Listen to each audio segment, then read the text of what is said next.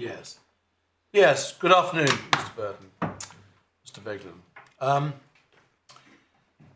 I remind everybody there's an anonymity order in place. We've had an opportunity to read into this appeal very thoroughly, so we think we are on top of the issues. We are. Have you had a chance to discuss how you're going to divide the time? I wonder whether it's really going to take a day and a half, but maybe I was being optimistic. Well, my lady and my lords, thank you for that and that indication. We haven't discussed time so much as we did have a brief conversation about order. Yes. Because, of course, my learned friend on behalf, indeed, on behalf of the local authorities, introduced a number of issues which logically would fall prior to the issues that have been raised by the appellant. But they are very discrete issues. And it doesn't necessarily seem to us that that's a good reason to pull them out of order. But, of course, we're entirely in your hands. I think I can speak for us. We are aware of the sort of issues, and they do overlap, and they are. You could, for my part, we haven't talked about this, but for my part, I think it would make sense for you to do your submission and everything, and then Mr. Beglan. Do you agree with that? Do you agree with that, James? Otherwise, it'll be, yes. I'll lose track. So, do I take from that, my lord, that you wish to hear from me on the appellant's grounds of appeal and the respondent's notice points first? What do you think? Is that what you'd like to do? Well, I think ideally I would probably take my points first and then let my learned friend develop his arguments in relation to his respondent's notice points, so that I can respond to them fully when I have the chance. Okay, so you go first, he goes second, you respond to him and he responds to you.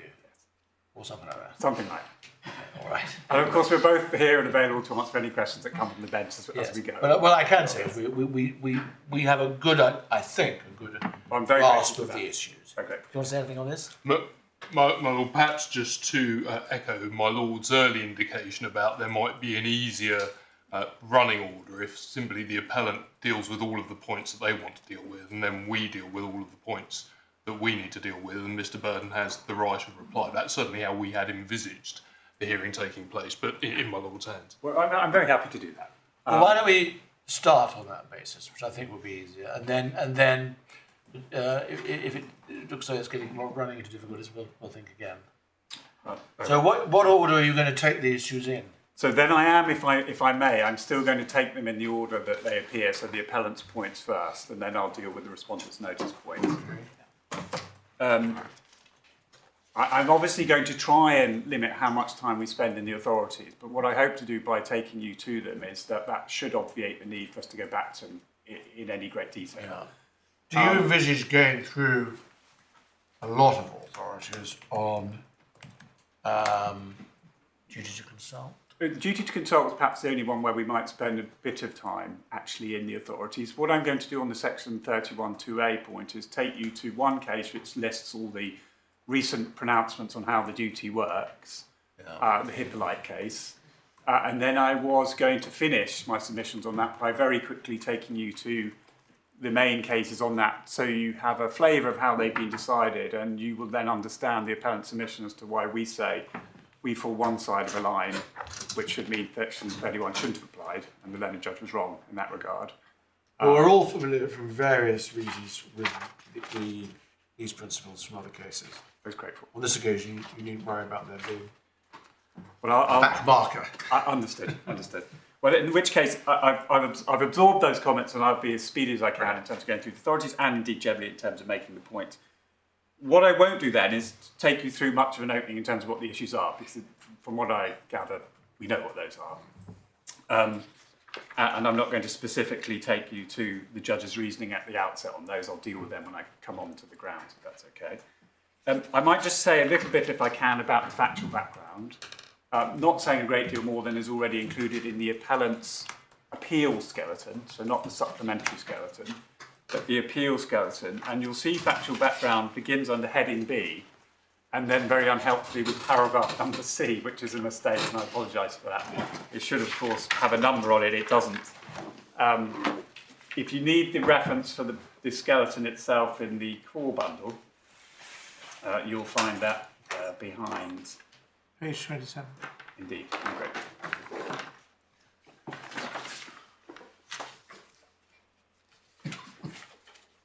So, my lady, my lords, obviously you'll be aware this concerns the Poverest Centre. Poverest Centre being one of two places that the London Borough of Bromley deploys to provide adult educational services. The particular unique feature of the Poverest Centre, however, is it is where essentially all of the adult education services for the SEND category, or the LDD category as they are called interchangeably in the papers, access their adult education services. The key geographical difference between these two centres is the distance between them. They're some 8.5 miles apart. There is a map in the supplementary bundle, page 82, should you ever wish to look at it. I wasn't necessarily going to take it to just now. There's also a description of the Poverest Centre, which may be useful background at paragraph 3.7 of one of the reports produced for Cabinet at Bromley, which is at supplementary bundle, page 132. I could invite you just to turn that up briefly, just to give you a sense of what we're talking about here. Because the Poverest Centre is a centre but located in a broader piece of land. A piece of land which has within it a house that's been used by the caretaker, essentially, for the Poverest Centre, and several other redundant buildings, amounting to just over a hectare in size. The green space around the centre is not currently being used to any significant extent, but of course it all features in terms of the local authority's proposals in terms of what to do with this site.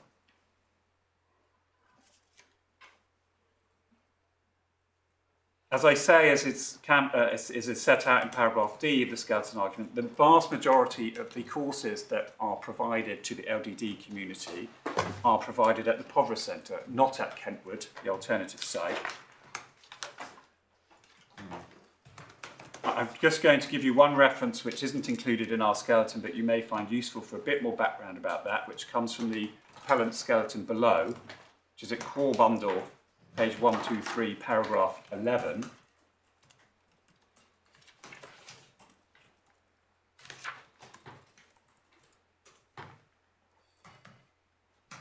There's a bit more granular detail about the... And what's that? What we're looking at there? Paragraph 11. No, what we're looking at. Is it a Appellant skeleton below. Skeleton argument, I do apologise. Are the electronic pages the same as the paper pages? I believe so. You're on page 123. Yeah, no, it's just I wanted to know what it was.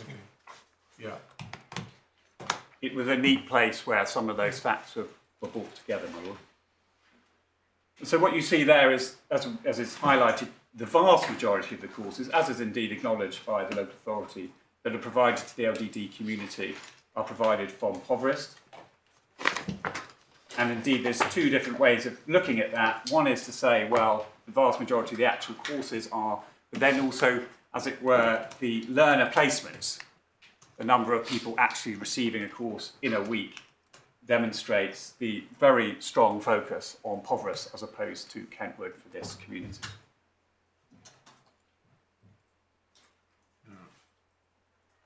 A feature of the evidence, again, this is developed at paragraph D, the last time I'll be referring to a letter as a paragraph number, I promise, includes specialist courses, as they've been described, which essentially require specialist equipment. And an important feature of the evidence, as we'll come on to see, is that whilst the local authority have made a decision to move from a situation where they effectively had two localities for the provision of adult education, they're going to move to a hub and spoke model where Kentwood is the hub, and there are various other spokes, but one of them is not Poverest, because Poverest will be closed entirely in terms of the provision of adult education services. But importantly, and this was a finding made by the judge on the evidence, the specialist courses that require specialist equipment, specialist classrooms, etc., will only be taught at Kentwood, even under the hub and spoke model.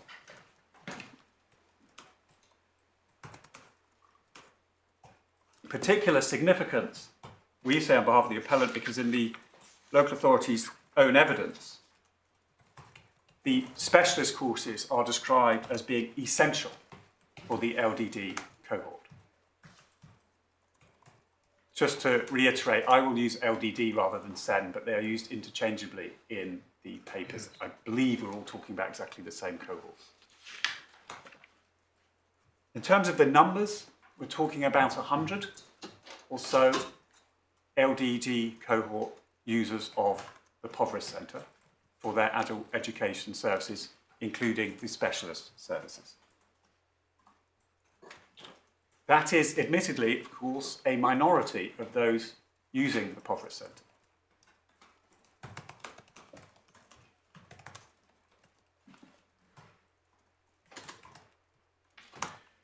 The appellant is one of those 100. He's a 37-year-old man who suffers from a number of disabilities set out in some detail in paragraph 7 of the skeleton argument. Importantly, he's used the Poverest Centre for some 14 years. He goes 4 days a week. He's restricted in the number of hours he can spend outside of his home for reasons connected to his disability that you'll be aware of. Yeah. But nevertheless, as his evidence demonstrates, the Poverest Centre plays a critical role in his everyday life. That is something which is also reflected in the limited evidence that was available from other users of the Poverest Centre that was adduced on behalf of the claimant. Again, should my lady, my lords, wish to look at that, there's a neat summary of that evidence at paragraph 14 of the appellant skeleton below, which one will find at core bundle page 125. Yes. The only key facts I would invite you to take from those at the moment is there is nothing unusual, we say, at least on the evidence we have, about the duration of time that the appellant has used the Poverest Centre and indeed the intensity with which he uses it. It's not a one night a week night school type of arrangement. This is a de facto place where they go and not only get their education, but also socialise, intermingle with their community.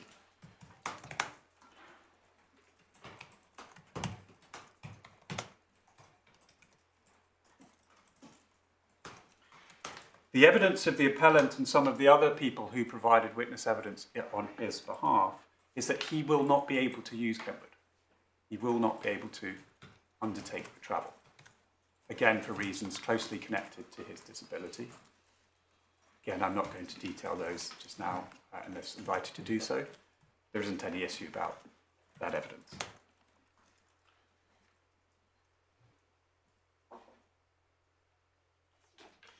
He also highlights the loss of important recreation and socialisation that will be lost if he can't use Poverest. And makes a number of points about even if he could access the hub and spoke model, that key aspect of what the environment provides at Poverest for the LDD community in particular will be lost if they're disseminated around a number of different locations. For what it's worth, and we don't necessarily put a great deal of significance on this point, but he does have an assessed need for accessing the community and socialisation, being somebody eligible for adult social care from the London Borough of Bromley, which is met by the provision of Poverest.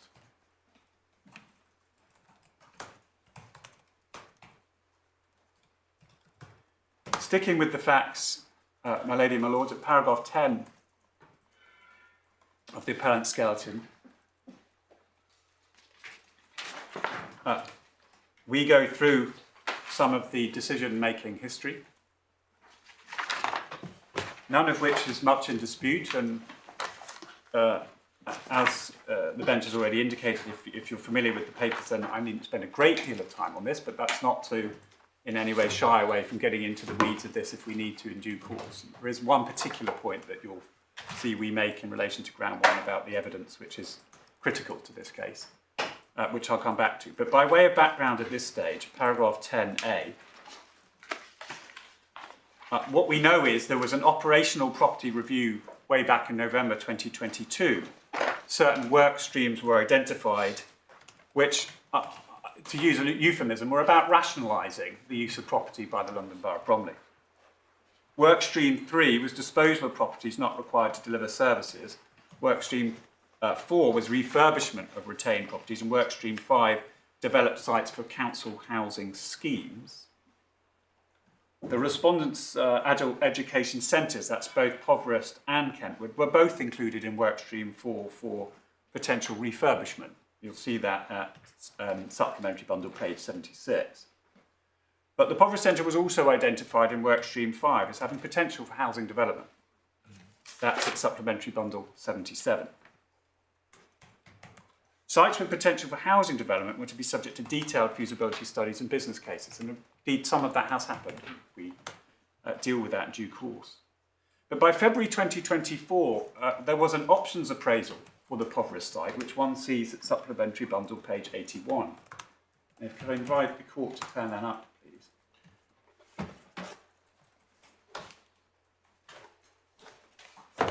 Did you say 81? 81. Thank you. One of those really helpful documents which is turned the wrong way round. And also... It is very small. Yes. Yeah. What I can helpfully say on that, however, is that if one again looks at the skeleton argument of the appellant below, core bundle page 125, paragraph 16, you will see a nice summary of those options. Okay. Sorry, because that is a difficult to read document. Where's the summary?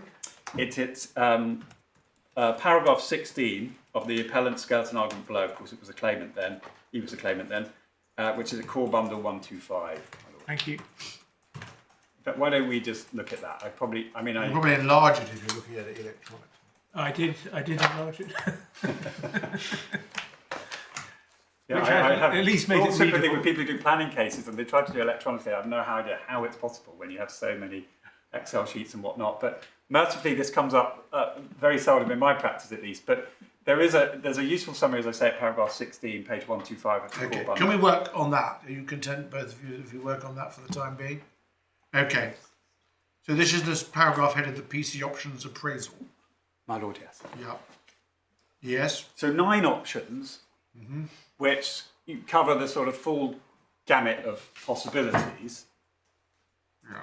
Going through them very quickly. Retention of the Poverest Centre, key repairs only. Option 2, refurb or full repairs. Options 2 and 3, and use option 3, repairs but use the unused land in the penumbra for housing. Yes. Option 4, demolish the PC and rebuild it along with housing. Option 7, using the Poverest Centre to deliver other services in addition to adult education services, i.e. maximise the use type of option. Options 5, 8 and 9, ones which involved moving adult education services from the PC to different sites, one of which was Kentwood, option 9, and using the PC site for housing only. And then option 6 included moving the education services and then just disposing of the site altogether. So at this key moment in the decision-making process, February 2024, these are the options that the local authority is openly considering. I say openly, of course, none of this was shared with the users of Poverest, but it was part of a systematic decision-making process in the council. Fully accept and acknowledge that.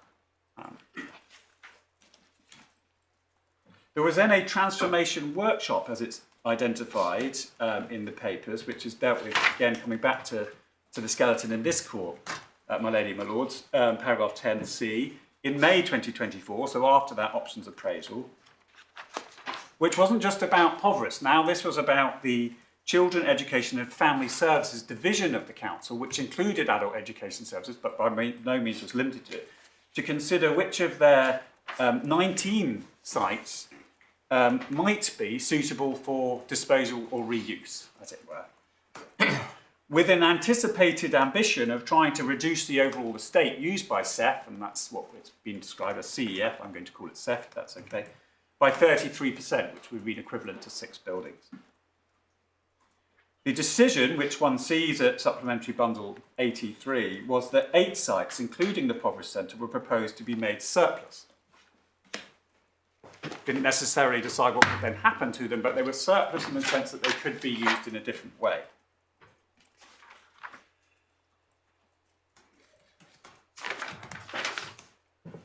But one of the significant reasons for that was that many of the courses delivered from the Poverest, but of course we're no longer now only talking about the LDD courses, we're talking about the full gamut of courses that are provided to a bigger cohort, could actually be delivered from any council building because all they required was a classroom. They were just things like courses in maths or English language courses and such like. And that courses that require specialist facilities, as I said, however, by specialist by which I mean require specialist facilities, could be provided from Kentwood.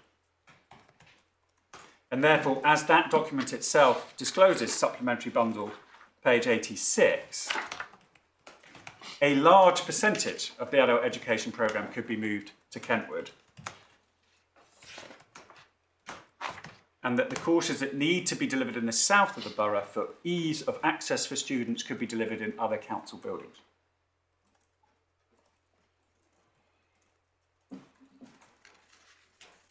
Can I ask this?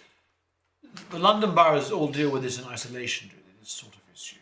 To what extent is there cross cooperation or planning across the boroughs? With other boroughs, and none that the appellant's aware of. I mean, I understand there is grant funding that comes from the mayoralty, which may, I suppose, come with some conditions about coordination of these forms of service, but it's not a feature of the evidence in this case that has cropped up thus far. Okay. As desirable as it might sound from a common sense Yes. point of view. Yeah. Okay, well, it doesn't arise here, so it certainly crossed my mind as an idea. Anyway, right, so we've looked at that. Yeah, so that's where we see that where this is moving towards is this notion that Kentwood can do most of these adult education services because they've got classrooms and therefore why not move them? And if we need to keep some a bit closer to Poverest at the other end of the borough, perhaps we can do that. But I do stress at this stage that this is being done without particular reference to the LDD community. This is just about provision of the adult education services generally. And then at 10D of the skeleton, you'll see that what happened next is that the 8 SEF properties were then included in 20 properties across the entirety of the borough's estate that were identified as surplus to requirements.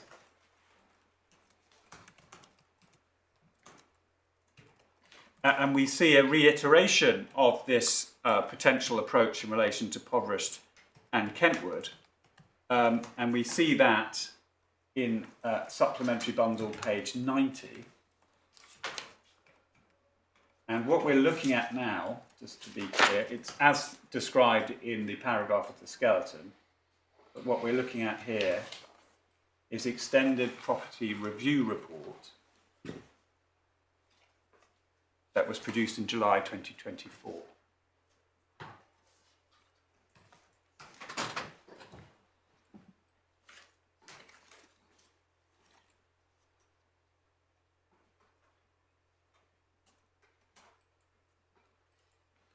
And what we see at paragraph 6.4 of that report, which is dealing with the suite of potential property-related issues that have arisen after the work streams have been worked on, as we saw, is set out there.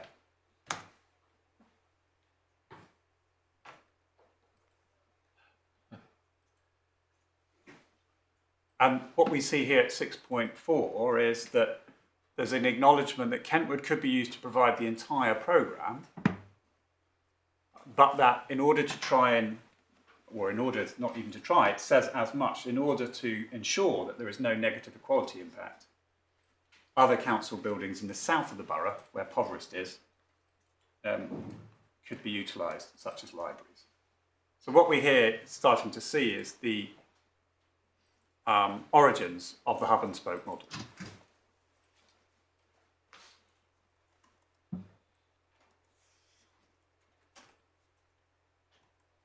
The 20 properties identified across the estate, and that's the London Borough of Bromley's estate, was then reduced systematically to 14 and then ultimately 11 in August and September 2024, as is said in paragraph 10D. And I believe we see that in supplementary bundle page 32, which I believe is witness statement. Yes, at paragraph 43 and 44 of Lydia Lee's statement.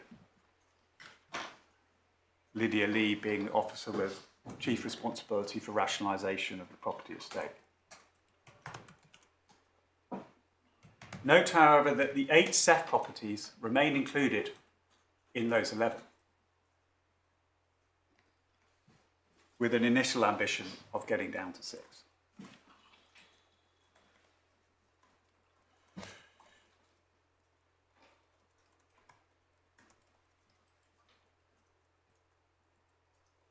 Yes.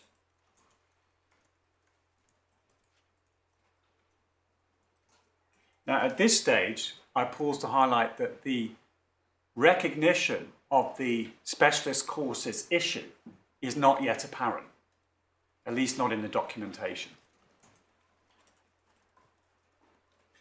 We see that actually in the judgment at paragraph 22.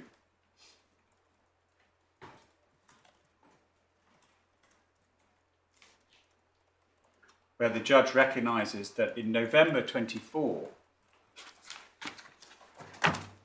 there was what was identified as a spatial planning questionnaire response, which identified the need to make Kentwood suitable for the provision of specialist courses. Sorry, which paragraph in the judgment? 22. Thank you. I'm having to piece this material together a little bit for you, but in acknowledgement of the fact that the judge makes clear findings, the specialist courses will have to be at Kentwood. But just so my lady, my lords, have the references to put this together, because the timeline isn't unimportant, we say, in this regard.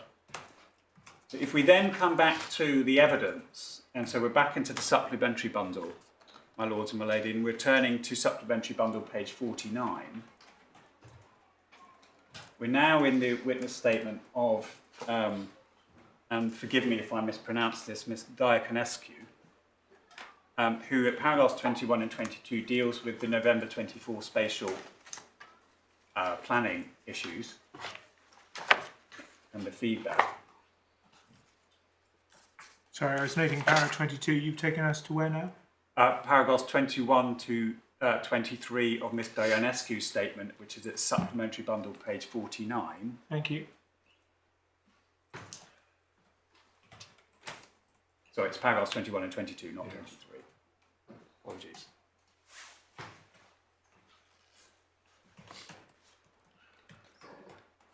So that's just making the link with the judge's findings in relation to the November 2024 developments. It's a piece of work which is done which effectively identifies that the specialist facilities that are described as being essential by Ms. Diaconescu for the SEN programme or the LDD programme are going to require work to be done to Kentwood. And then at paragraph 47 of her statement, which is at page 57 in that same supplementary bundle,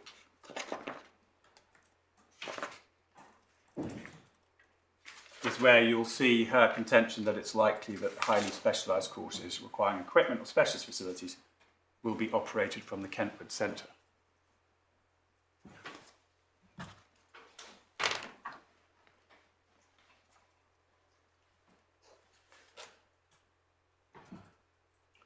What's the dates that that's, I think you're making a point about dates, aren't you? So when does that start to become an issue?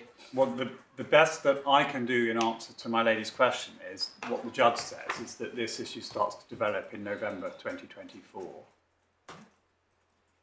It's true that at paragraph 47, Mrs. Diaconescu doesn't necessarily tie that back as clearly as perhaps she might have done. But we've just seen how in paragraphs 21 and 22, she talks about specialist provision, the need to make Kentwood better for that, if I can put it that way, as a result of that spatial planning review. And then ultimately we see her evidence at 47. It's not my understanding that this is in dispute, that the specialist sources will have to be provided at Kentwood. But why we say it's important, my lady, to get to the nub of it is this issue's not picked up in the documentation that goes to the executive, and critically, it's not picked up in the Equalities Impact Assessment. And why is that important? Because essentially what you're saying is this, I mean, I'll get to the nub of it now.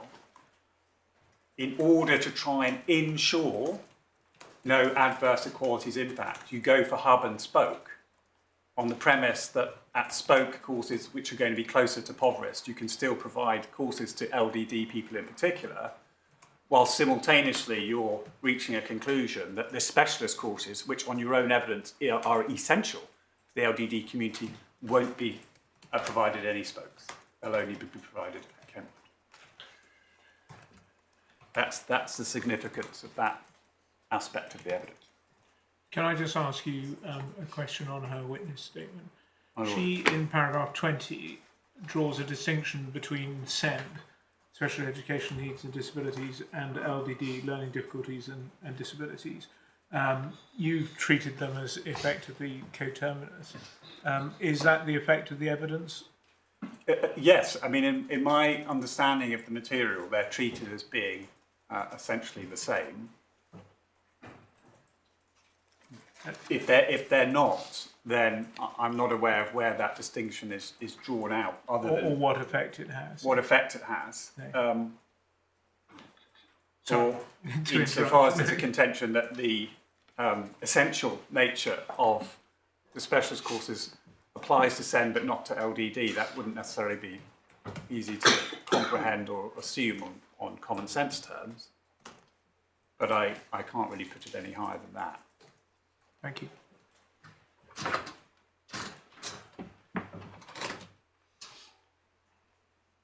So, as I foreshadowed a moment ago, the next factual matter that occurs is the quality impact assessment, which we see again supplementary bundle, page 104. I fear it may be the second document that requires some rotation. Sorry, page 104. 104, my lord, yes. Thank you. It requires rotation, but no magnification. No, that's right. Well, at least not for some of us. Yeah. Okay. So, this is an EIA specific to adult education services. So it's not an EIA dealing with the entire property rationalisation programme, as you'll see from what is the proposal on page 104.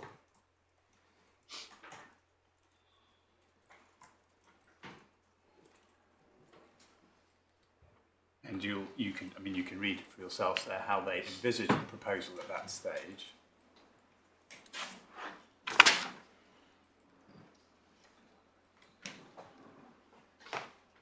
And what are the recommendations? We see again further reference there to closing Poverest altogether and investing in Kentwood to bring the building up to a good standard, higher intensity of adult education programming, i.e. more of them going on at Kentwood, and expand the number of satellite sites used across the borough to deliver adult education.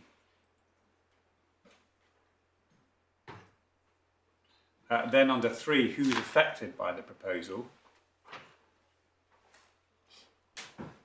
And again, you can read there that there's acknowledgement of the distance under service users. Again, we're talking there in general terms.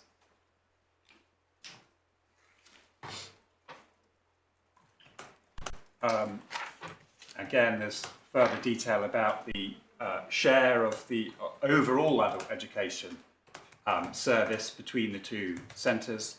And then under learners with a disability, 12%, 99 adult learners at the Poverest Centre are registered as learners with learning difficulties and disabilities. Not quite sure what registered means and with whom, but this is the closest we have to some analysis by the local authority about the affected cohort.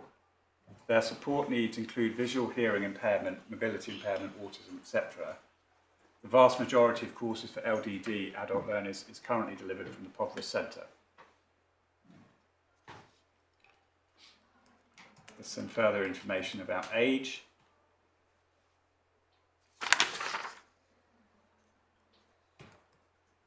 And then further down below on page 107, we see disability identified specifically pursuant to the PSCD duty. It does say there, in fairness to my Lord's question, we support SEND and adults with LDD and disabilities.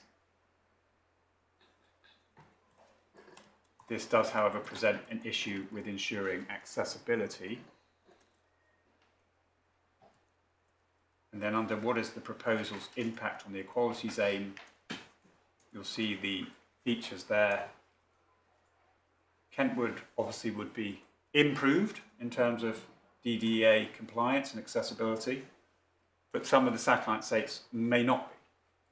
For example, the meeting room at one of the libraries is on the first floor and there is no lift. So here we're dealing with the question of accessibility in, if I might describe it more conventional terms, as to whether the bricks and mortar is an accessible building, not on the question necessarily of distance, but then distance is dealt with under that paragraph. Longer travel distances could reduce attendance and access to learning opportunity. Conversely, for some people, there may be shorter travel distances. Potential challenges for learners requiring tailored transport solutions, which may be provided by the local authority and involve increased transport costs. And then you see what actions can be taken to avoid or mitigate in the column on the right. Ensure that the programming of the adult education courses takes into account which satellite sites are fully accessible and which are not, and takes into account the needs of specific users, particularly in relation to the type of course being delivered. Then there's some forms of mitigation listed there: phased transition, counselling and emotional support, framework to monitor attendance, consider utilising the Learner Support Fund to provide additional assistance with transport.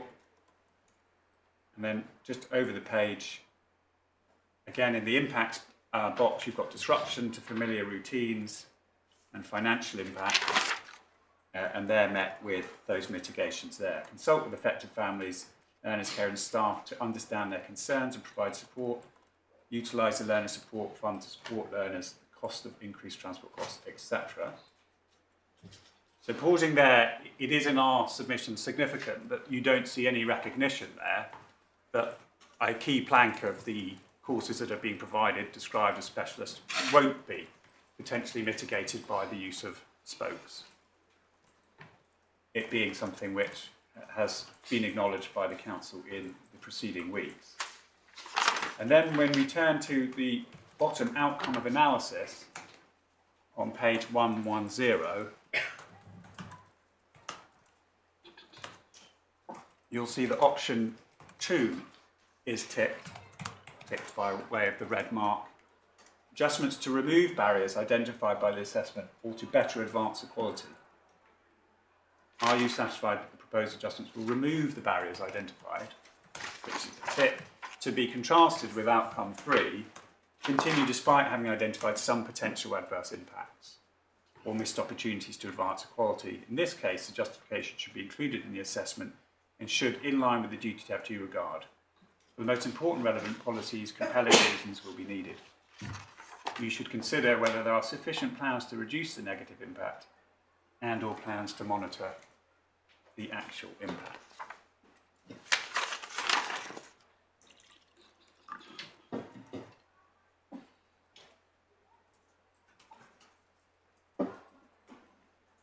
So where we are getting to in the decision-making process is by now in December 2024, by virtue of the combination of the fact that the vast majority of LDD courses happen at the Poverest, and only a small number, as is recorded in the property review, will be transferred to the spokes, but all specialist courses will be at Kentwood. And in addition, the spokes may not be fully accessible in conventional terms. That, in general terms, this decision effectively amounts at this stage to a rerouting of the LDD adult education courses from Poverest to Kentwood for all intents and purposes.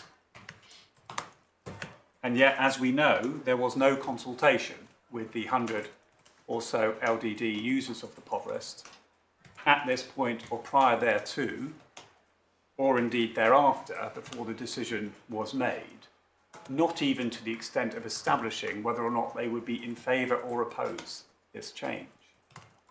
Nothing at all is said about what they feel about the imminent change of this nature. On page 108, there is a reference to consulting up at the top there as a mitigation. Yes. Consulting with affected families, learners, carers and staff to understand their concerns and provide support. Absolutely. How does that knit in with the issues that we're coming to? I suppose So- first of all, did they do that? And secondly, to what? They didn't do that insofar as they didn't consult about the move from the current situation to hub and spoke. What they have said they will do, but unfortunately the evidence on this is very unsatisfactory from the perspective of the families, and I think I can say that with some confidence, but you'll hear more about the detail in due course, is they sent out a number of communications indicating they would consult on closure of Poverest or what to do with the Poverest site, but then in the end didn't, and are now squarely saying that all they will consult on is the operational timetable of courses that will be taught at Kentwood and at the spoke sites. And it's absolutely accepted by the appellant that that is still our understanding of what the local authority proposed to do. And they have an ostensible reason as to why they haven't done that so far, and we don't disagree with that, which is that they don't yet know exactly what their funding position will be. But as the judge squarely found, the fact that there might be a consultation about implementation of this decision and the operational side just simply doesn't address the failure to consult about the in-principle decision to close Poverest. So the consultation you say that was needed was whether to close the Poverest Absolutely. Centre or not? Yeah, absolutely. Or possibly whether to put the specialist services at the other centre at Casey? Yes, and I'm very grateful for that question, my lady, for this reason, that one mustn't approach this issue, and certainly the appellant does, as being necessarily binary. No. Poverest may have been closed, it may have been replaced with something smaller on the same site. It may have become a form of spoke in and of itself, with Kentwood still providing the majority of the courses. We've seen at least two, I think, or maybe three of the options involve building housing around the current Poverest Centre, or presumably building housing where the Poverest Centre is at the moment, but having something separate for the purposes of providing this essential stream of services for the LDD community. So nothing I say about what this consultation should have entailed should be taken to be narrower than that, but critically, it had to be at a stage where decisions being made about the Poverest site were still in their inception, in order for it to be meaningful. And what we'll see on the authorities when we get there is that it's not necessarily enough, if you're in the right category, and that may be a question that the court wants to think about, to consult generally about a programme of reorganisation. If you then subsequently make decisions to close independent centres, residential care homes, day centres, and we would say this form of centre, without then consulting about that. And we say the case That's is quite, because I mean, there'll be a lot of groups affected by this change, but I take it the LDD is obviously acutely aware of the different representatives of that group. But you could get into sort of special pleading with every group saying, oh, but you need to consult me on the effect it might have on my bit. So there must be some sort of omnibus consultation that you can have that deals with all of these groups. You can ask them all the same question, can't you, about what do you think we should do about services provided at PC? So we're now obviously in the territory of... Sorry, I'm No, absolutely, my I lady. The appellant's position says very little about what the nature of the consultation could have been to have met what we say was a clear common law duty to provide one to the LDD community. What the case law again will, I hope, provide some reassurance about is that one must again not be binary about what consultation means. As when we come on to look at Lord Reid in particular in the Supreme Court case Mosley, he distinguishes between the forms of engagement, if you like, with persons who would otherwise suffer a form of procedural unfairness because a benefit to which they become inured is being taken away, as opposed to kind of whole-scale public consultations. Okay. And we're not necessarily saying that in order for us to be right, this court needs to be satisfied that a whole-scale consultation of that kind had to take place. To be frank, all the case law really suggests is you need to give people adequate opportunity to know this is being contemplated, give them a rational reason as to why you're proposing to do it, and give them a chance to have their say. It's no more than that. And the case law which establishes this common law duty to consult in this narrow set of circumstances repeats that several times. And fundamentally what we're really talking about here is why in all of this process of decision making didn't they go and sit down at the Poverest Centre with the LDD community, including their carers, and say, this is what we're proposing, these are the reasons, these are the options. What are your concerns? What are your concerns? Which is what they say That's part of the mitigation action identified, as my lady pointed out. Yes, but Yeah, by that yeah. point, it's a done deal in terms of the fact that Poverest is closing. So they don't have any chance to try to respond to the rational case for the closure of the service that they've been using for decades. Can I just ask you to clarify, when you were referring to Moseley, Yes. talking about a limited type of engagement for the consultation, were you suggesting that you wouldn't need to have a consultation which satisfied the gunning criteria? Very good question, my lord. No, I'm not saying that. No, Well, I don't think you were likely to. I partly. Can I make two observations? One is everything I've just said about what the nature of the consultation would be. Not that it's an issue in this appeal, I should stress. Was expressed in the Baker case, which is of critical importance to where we are on the law here. And at some point, I can't remember the exact paragraph, I'll draw it up. There's a reference where I believe it's Lord Justice Simon Brown says, but this is in no way to undermine the importance of the gunning criteria. But the second point I'd make is, and we know this writ large in the case law, that what the gunning criteria say is in very broad terms. What it means in practice is absolutely context and fact specific. And the Baker case, when we come on to, you'll see that there is a series of meetings with people who are going to be affected in the residential care homes on the basis of a form of promise. That's considered to be sufficient. In contrast with the case where there was a finding of a breach of procedural fairness, legitimate expectation in particular, because 5 days before the decision would be made, not the eviction from the care home, I stress, but the final decision would be made, a letter was sent out to the residents saying, do you have anything to say about this? Yeah. We, of course, are not even in that category of case. There is absolutely nothing done. The decision is then made, as we then see after the EIA in January, which is paragraph 10F.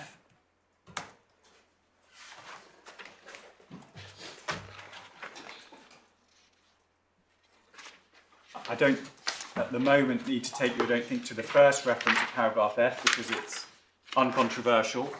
The decision made by the executive was to progress with disposal of the site. Subject then to a further second order decision in terms of Poverest as to whether or not they would dispose of it absolutely or whether or not they would seek to construct housing on it.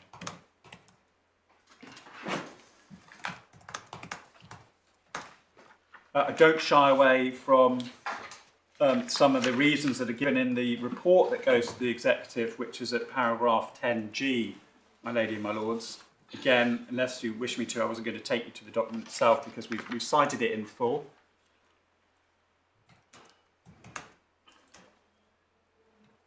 Of course, we understand that there is a backdrop here about financial circumstances. Of course, we understand that there's a rationalisation process underway. Of course, we understand that that means a number of different properties are being considered pursuant to that. And of course, we understand that ultimately at that stage, the decision is made to accept the recommendation, essentially, of moving to the hub and spoke model. And then the second question, the two second order questions, I should put it this way, is what then happens to Poverest? Is it housing or not? Second order. And then what does the programme look like in the hub and spoke model? Second order question. And in response to my lady's question, that's the one we understand there will still ultimately be some form of consultation about. Mm-hmm. And what is, that takes us to 10G of your helpful skeleton. And what has happened on the ground now? So my understanding is, and I'll stand to be corrected, because of course we applied for and obtained expedition on this appeal, partly because we didn't want it to be said about us that we were slowing up a process or that there wasn't now enough time to consult, if that's ultimately the conclusion that the court reaches. But my understanding is that what's called enabling works are actually underway on Poverest, but the enabling works are only about the land around the site itself. They don't impact upon the site itself. So they're effectively preparatory works in circumstances where the decision of the council at the moment is to develop housing, including affordable housing, on the site. I don't know, again, will correct me if I'm wrong about this, but I think affordable housing in this context doesn't necessarily mean social housing, but there may be a mixture. And have they granted themselves planning permission? Can I turn my back for a moment? Yeah. I can help with that. It's scheduled to go to the planning committee in July now. Thank you.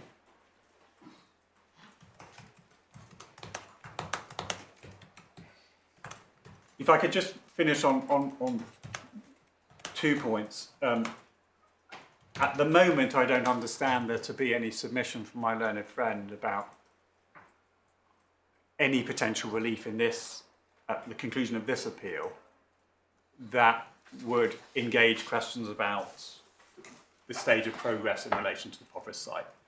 But if I'm wrong about that, then I apologise, and I'll make sure I understand the position in due course and help the court as much as I can. And the second point I just wish to make at this stage is I don't understand the prospect of there being a consultation on the operational plan in relation to the hub and spoke model to be raised as a relevant consideration as regards any of the legal issues before the court. There's no submission, for example, that there wasn't or didn't need to be a duty to consult because this consultation would happen. It's all about closure or not, or disposal or use of Poverest site, maybe that's the best way to put it.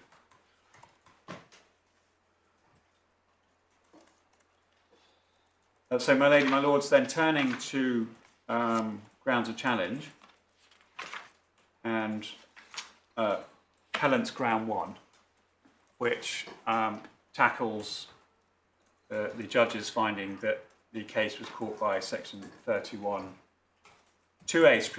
Supreme Court Act 1981. The submissions begin in the skeleton at paragraph 18, my lord and my lady. But before you get to that, you will have seen that we set out some of the relevant legal principles in paragraphs 11 and 12. What I can, I hope, usefully do is take you, as I indicated I would earlier, to the Hippolyte decision, which one finds in the authorities bundle, of course, at tab 22, beginning at page 680.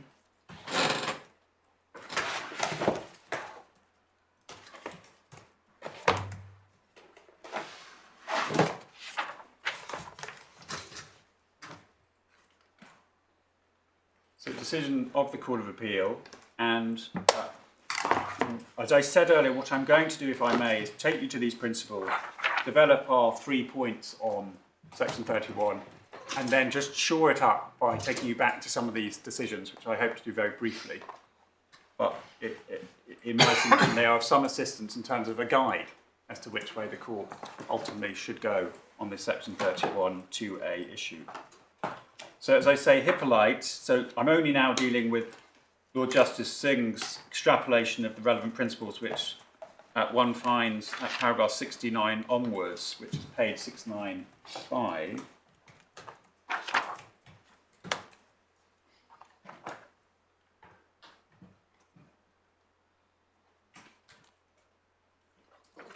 And so the first reference there is to the, again, decision of the Court of Appeal of Plan B 30 Secretary of State for Transport, which you do also have in your bundle of authorities.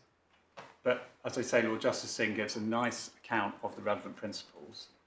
At paragraph 71, 2 and 3, or paragraph 70 I should say,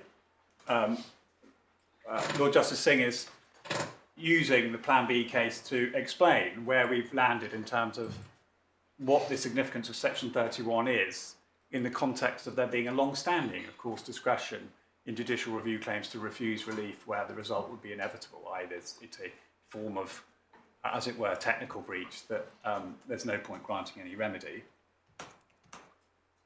And at paragraph 73, you'll see how the Court of Appeal in that case, and this has been endorsed so many times since, understood the differences between the two.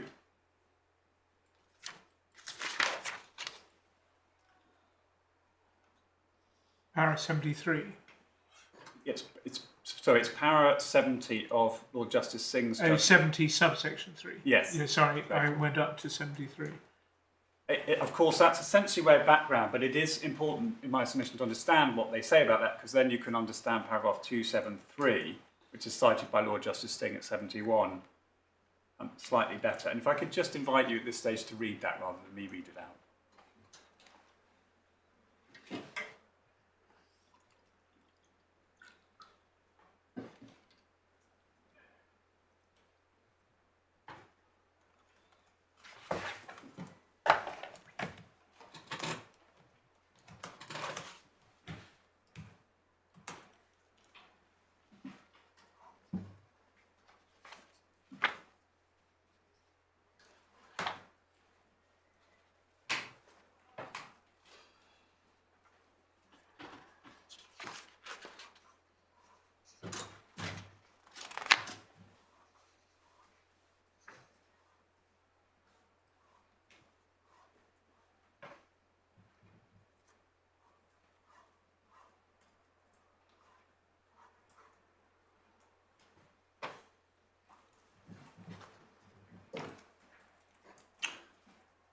Next, at paragraph 72 of his judgment, Lord Justice Singh deals with another Court of Appeal decision of Bradbury, which again is one which is cited frequently in this context. As Lord Justice Singh says, and we agree for what it's worth, that there is nothing said in Bradbury which departs from the Court of Appeal's analysis in Plan B. But these two passages of the judgment of Lord Justice Lewis are the ones which are cited repeatedly, and it's worth, in my submission, stressing them here. First one is from paragraph 71 of Lord Justice Lewis Bradbury. It is not for the court to try and predict what the public authority might have done if it had not made the error. If the court cannot tell how the decision maker would have approached matters, or what decision it would have reached, if it had not made the error in question, the requirements of section 31(2)(a) are unlikely to be satisfied, which, in my submission, is resident of the analysis in Plan B, where it's said that it will often be difficult or impossible for a court to conclude that it's highly likely that the outcome would not have been substantially different if there has been an error of law, for example, in the approach the executive has taken to its decision-making process. So if you're in the territory of a process error, it may be impossible to predict what would have happened if that process error hadn't occurred. And at paragraph 74 of Lord Justice Lewis's judgment in Bradbury, cited again by Lord Justice Singh at paragraph 73, the section emphatically does not require the court to embark upon an exercise where the error is left out of account, and the court tries to predict what the public body would have done if the error had not been made. Approaching section 31(2)(a) in that way would run the risk of the court forming a view on the merits and deciding if it thinks the public body would reach that view if it had not made the error. Rather, the focus should be on the impact of the error on the decision-making process that the decision-maker undertook to ascertain whether it's highly likely that the decision that the public body took would not have been substantially different if the error had not occurred.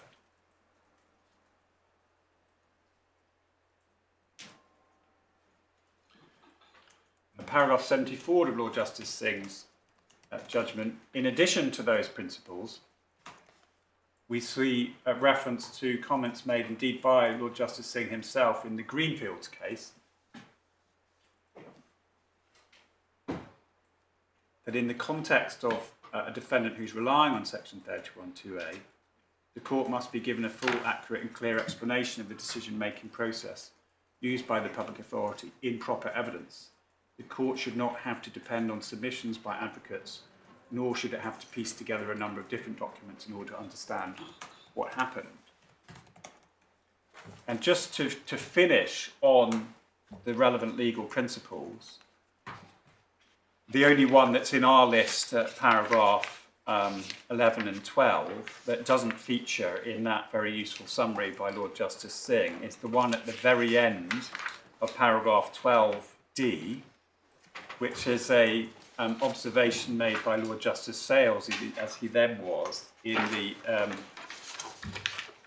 case described as PCSU, which is Public and Commercial Services Union versus Minister for the Cabinet Office. You again have those references there, but the observation or point made by Lord Justice Sales, as he then was, is that evidence generated for the purposes of proceedings about how things might have worked out if no unlawfulness had occurred should be approached with a degree of scepticism by a court. All of which we see as of a piece that the court needs to exercise very significant caution before embarking on an exercise that might violate the principles as set out by the Court of Appeal in Plan B and in Bradbury and in other cases, and should be, using my word, vigilant about ensuring that even subconsciously the court doesn't slip into a form of merits review, particularly important in forms of unlawfulness, we would say, that are process orientated and about breaches of procedural fairness.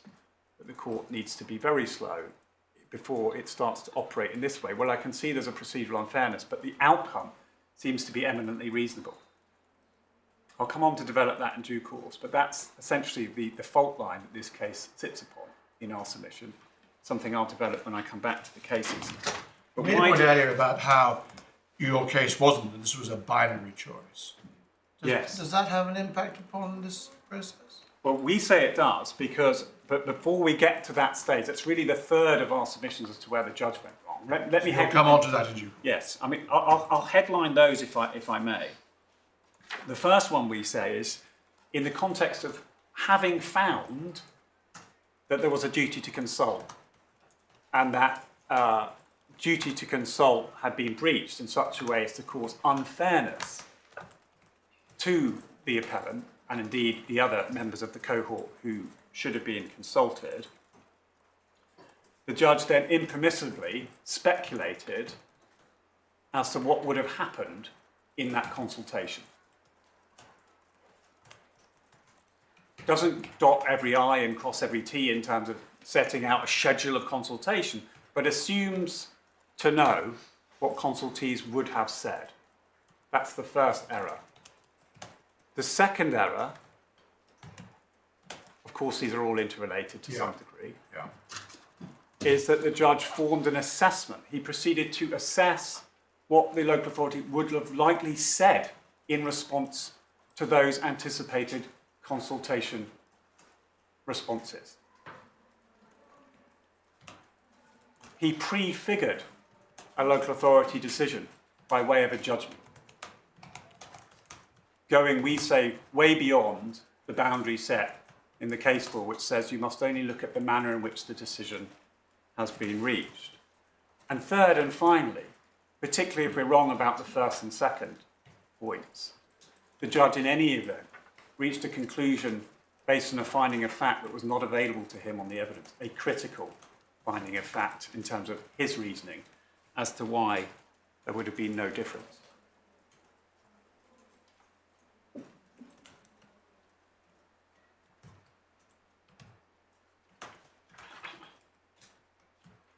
The distinction drawn in the case law, and in particular, one might say, in the Bradbury case, between evaluating the significance of the error on the decision-making process and its impact on the decision,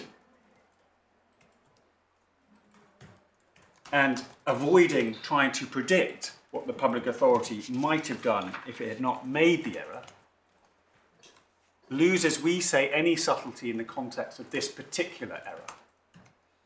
Because as we say at paragraph 20, to attempt to determine what decision would have been reached in a failure to consult case necessarily involves predicting, explicitly or otherwise, but in this case explicitly.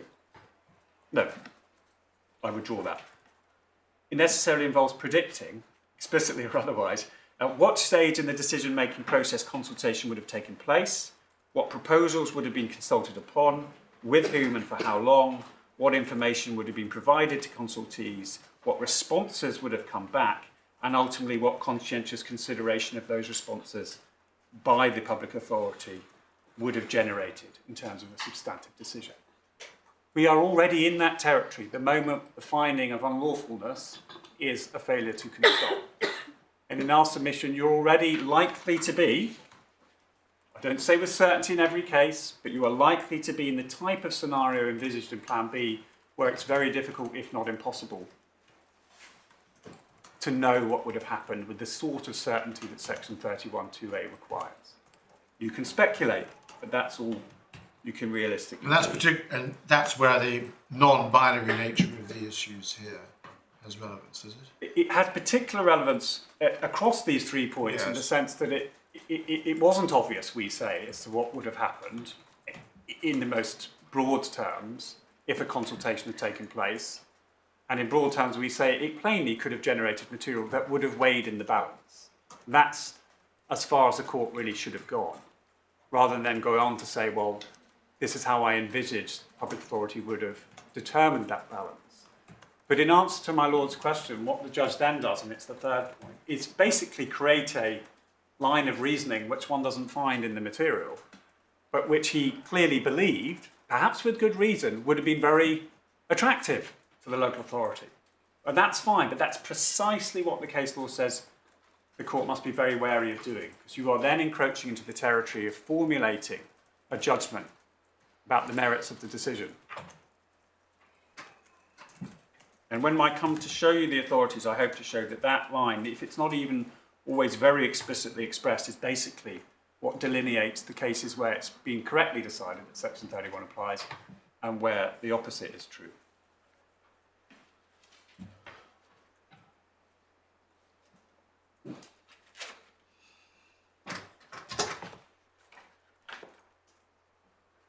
Just so we have the right passage, and I don't want to lose sight of this by jumping too far ahead, what we're here looking at is paragraph 78 of the judgment. Yeah. 77, I apologise.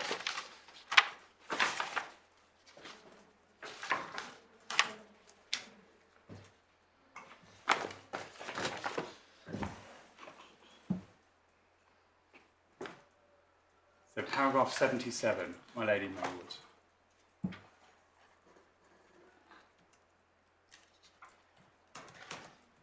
Taking all of this into account, I accept that the failure to consult was highly likely to have made no difference to the outcome. Although the claimant and others were entitled to be consulted, it is clear that nothing would have arisen in the consultation that could or would have changed the outcome. So built into that sentence is, I know or can safely predict what the outcome of the consultation would be, for which he had no evidence whatsoever, apart from the claimant's evidence. How does he build to that conclusion? His paragraph begins taking all this into account. Well, one can see... What are the building blocks that lead to yes. the sentence? It is clear that nothing would have arisen in the consultation. So the only substantive analysis of the evidence that precedes that is in the preceding paragraph 76.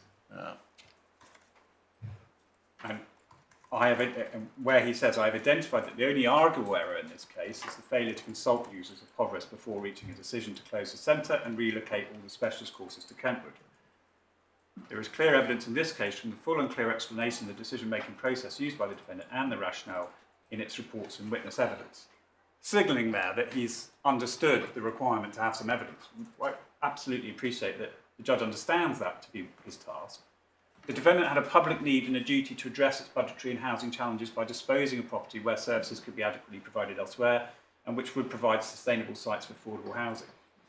It needed to make cost savings, and the evidence shows that Poverest was an appropriate site for housing, unlike Kentwood. Kentwood is well located in the densely populated area of Penge, etc., etc. It's a good hub location. So these are all generalised points about the merits, none of which are contentious. But in answer to my Lord's question, we know that at the point in time where we're talking about a consultation taking place, there were 9 options available in relation to Poverest. There were 20 properties identified for potential disposal, which was then narrowed down to 11. There were 8 properties in the SEF portfolio, when they only needed to find 6.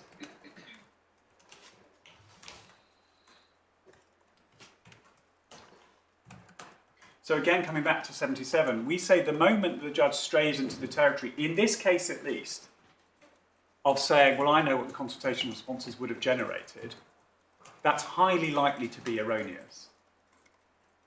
And just to make an observation here that may reappear when I look at the cases, yes, it's true that we're looking at a discrete cohort here in terms of the group that the judge identified as having a duty to be consulted, entitled to be consulted, as he says. But it's broader than just the claimant. and the 6 people who provided witness statements. It's the cohort. And he can't safely predict about this particular type of cohort in particular as to what the consultation responses would have been. Nobody can, in my submission. It's highly dangerous to do that. We're talking about disabled people with, as we all know, highly individualised needs. We're talking about disabled people who may have a multitude of different reasons why this proposal causes them concerns. And we're talking about a situation where the local authority never even got to the stage of asking them whether or not they were in favour of this. So they have a complete blank page, filled by nothing, other than the evidence generated in these proceedings by the claimant and the 6 other families. So it's a deeply unsafe position from which to extrapolate as to what the results of this consultation would be. Keep in mind again, my lady and my lords, what I said at the outset, paragraph 20. When did they consult? What are the options? What information is given to the consultees? All those features of a consultation, one simply cannot assume and work backwards and identify what the result would be.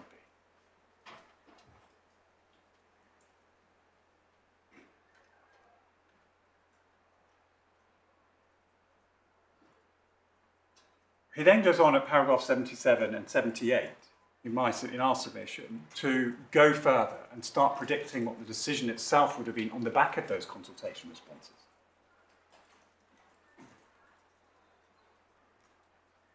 And again, my lord has the point really about the binary nature of it, because what he says at the end of paragraph 77, it's highly likely the decision would have been the same with Kentwood identified as the only realistic site for the hub and Poverest identified as the only realistic site for closure and redevelopment for affordable housing. Indeed, that may well even be true, but it doesn't answer the point. It wasn't necessary for Poverest to be rendered the hub in order for the judge to be persuaded there would be a different outcome. Poverest could simply have been another spoke. And we know this because we see the options that are put forward in the options appraisal in 2024. They don't use the word of hub and spoke at that stage, but it's clear there's flexibility in the decision-making process. And then at 78, and this is really key, the judge says it would not have achieved the defendant's financial or housing needs to retain both Poverest and Kentwood and to try to build a smaller number of houses on the Poverest site.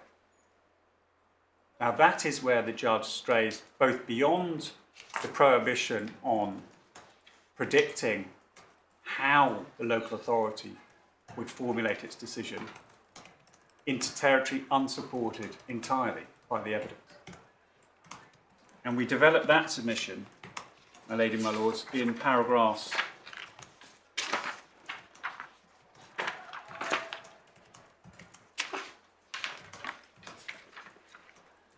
30 onwards of the skeleton.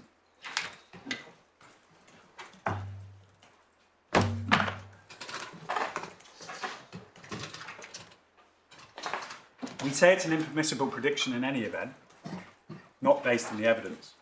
But moreover, there isn't the ingredients, the building blocks for that finding in any event in the evidence, if you see what I mean. I hope I'm making that distinction clear. Can you just repeat your last point? So we say that the judge, by embarking upon this exercise of effectively evaluating the putative decision that would have been made, is already in error because of the case law which says you don't do that. But even if we're wrong about that, and he was entitled to start trying to build a case that would have been produced by a local authority, he doesn't have the requisite building blocks to do so.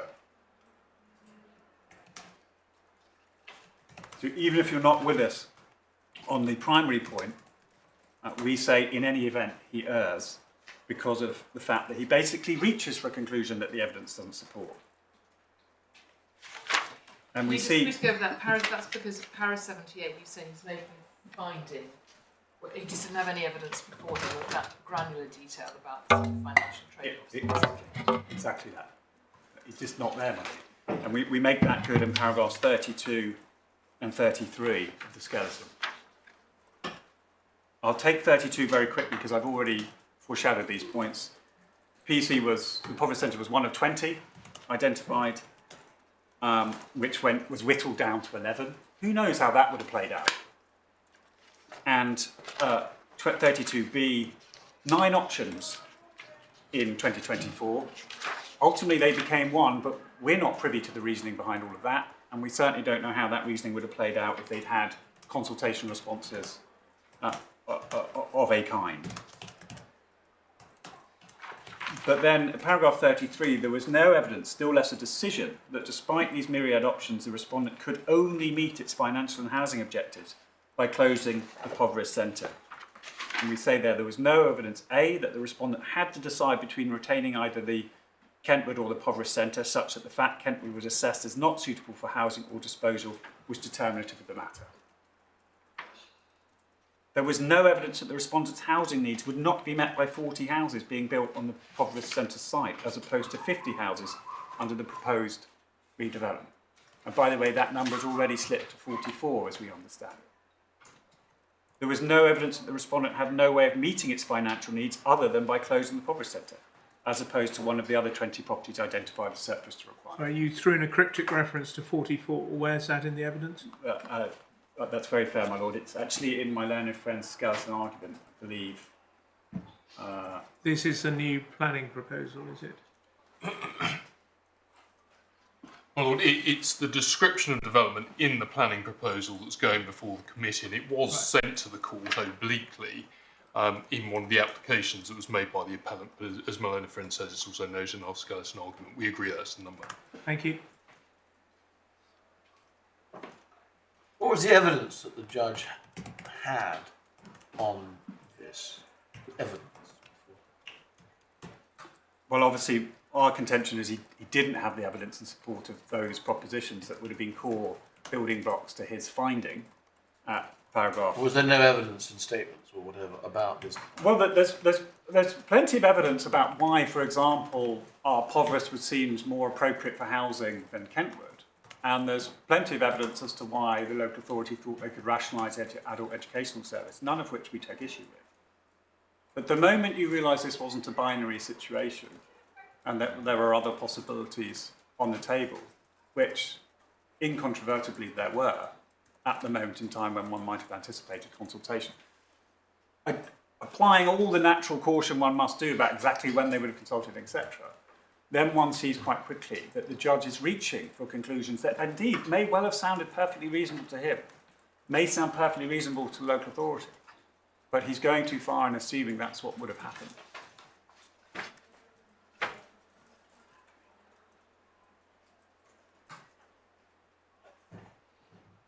And we do say it's telling that in reaching that conclusion, the overall conclusion, I mean, that nothing would have been substantially different, the judge ends up putting certain pieces of the picture together to then express himself in the manner that he does at the beginning of that paragraph. Let me just back up. It would not have achieved the defendant's financial housing needs to retain both Poverest and Kentwood and to try to build a smaller number of houses on the Poverest site. In other words, it was binary. I've concluded it was binary.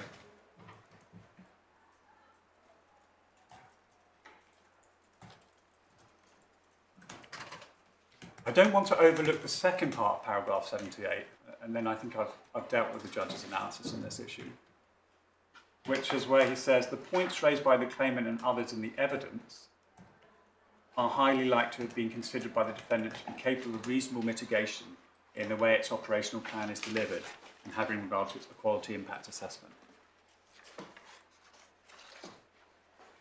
Now, the first and most obvious problem with that is he's extrapolating out from what the claimant and the other witnesses in support of the claimant have said and forming a view about the entirety of the consultation responses.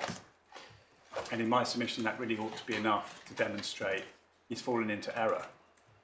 But even if I'm wrong about that, it's got to be possible, or any common sense analysis, that the local authority might have been presented with innumerable problems coming out of this cohort, which threatened the confidence with which they concluded mitigation would do the job.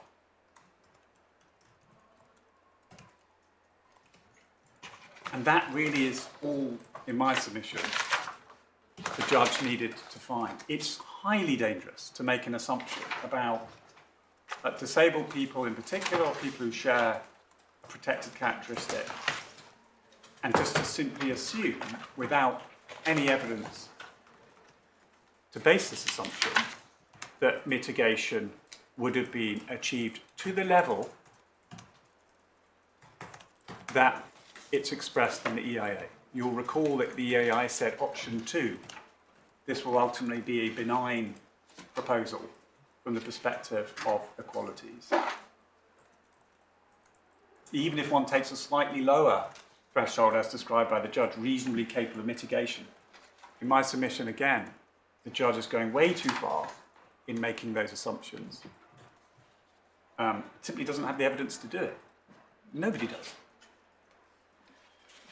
So, my lady, my lords, those are our submissions as to why we say the judge fell into error. What I wanted to do was just to take you very quickly through the cases. If it's of any reassurance, my submissions on the other 2 grounds of appeal are very short. I will need to deal with the duty to consult at a bit more length, but this is the only one of my 3 points that's going to take any time. And I'm close to the end now, but I would like just to highlight some of the points about the cases. One of them I think I can deal with just from the skeleton at least, which is at paragraph 23, which is the Bradbury case itself.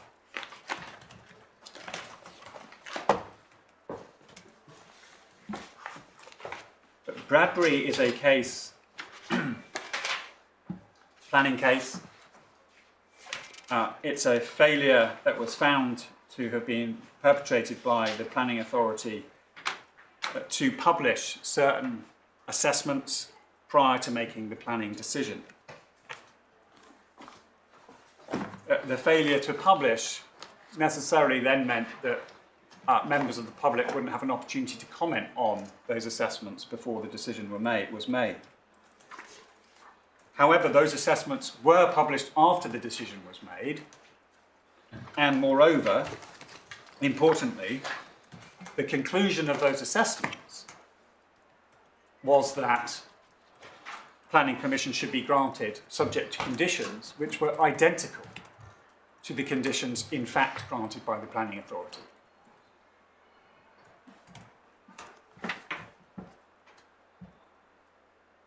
For those reasons, the failure to publish the assessment did not affect the decision-making process. We can look briefly at the reasons for that. Tab 20, page 631. Of course, that's tab 20 in the authorities bundle. So which paragraph? If we turn to paragraphs 78 to 82, just the page number for the paragraphs themselves.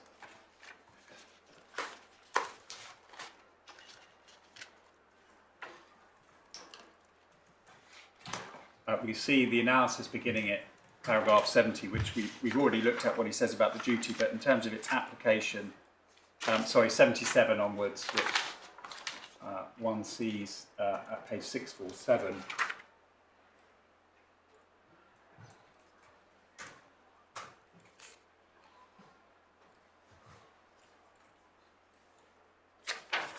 You'll see in paragraph 77 is the point about that the conditions were identical on the grant of planning permission and those recommended by the assessments.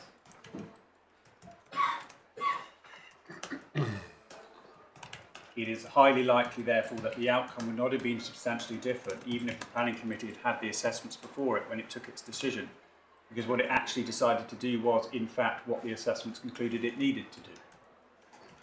The error did not have any effect on the decision that the planning committee took.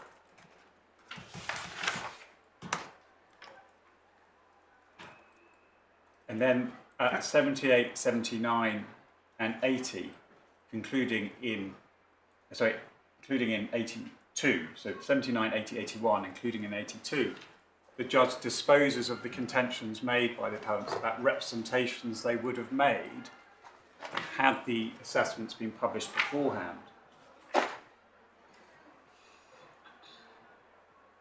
And my lady and my lords can read those in due course if necessary, but effectively what the judge says is not, well, had those representations been made, it would have not impacted the decision, because I can see how the decision maker would have dealt with those representations substantively. What he says is the reason why those representations weren't made had nothing to do with the failure to publish the assessment. That's the key difference. So far, therefore, as Bradley is a case about a failure to, as it were, open oneself to the possibility of representations from third parties, the answer was not an evaluative judgment about what those submissions would have meant in practice, those representations, I should say, but to stress that the reason why they weren't made had nothing to do with the legal error in question. We see that summarised in paragraph 82.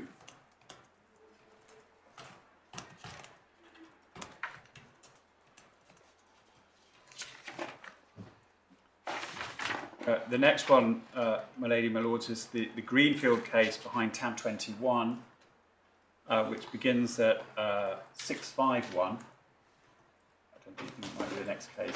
Sorry, which one now? We're now in Greenfield, which is tab 21. It's actually the next case, Greenfield versus the Isle of Wight Council and another, again for appeal.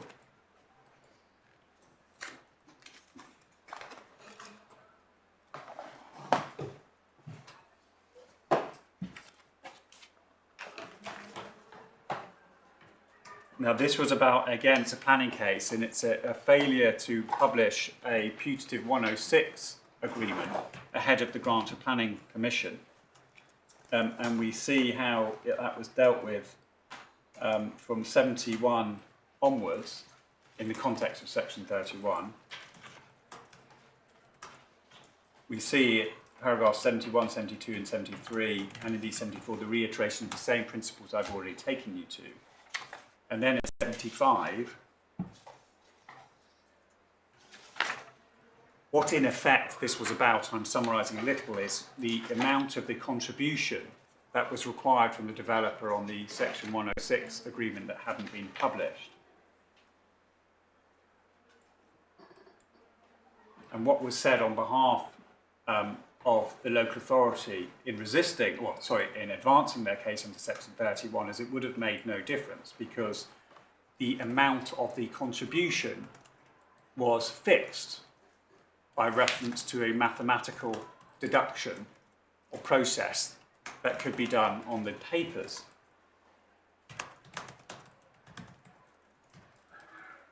And Lord Justice Lewis, as it was in this case as well, paragraph 75, applying some of his own dicta, says the evidence relied upon by Dr. Bowles falls far short of the material capable of demonstrating that this court could be satisfied that the outcome would not have been substantially different. The evidence before the court demonstrates that there has been at least 3 figures put forward as representing the cost of the works necessary at the 2 junctions. And then at paragraph 76, having listed where those discrepancies are, it's simply not possible to determine whether or not Dr. Bowles is correct and whether the council would take the view that the total cost of the highway works would be the figure given there, so that the full cost would be recovered by adding the contribution from the developer that was an issue. And then in the middle of that paragraph, that is to invite the court to take the decision on what is the appropriate financial contribution. So the judge is stopping himself at the point where he's being asked to formulate an assessment of what those pieces of evidence say about what the likely outcome would have been.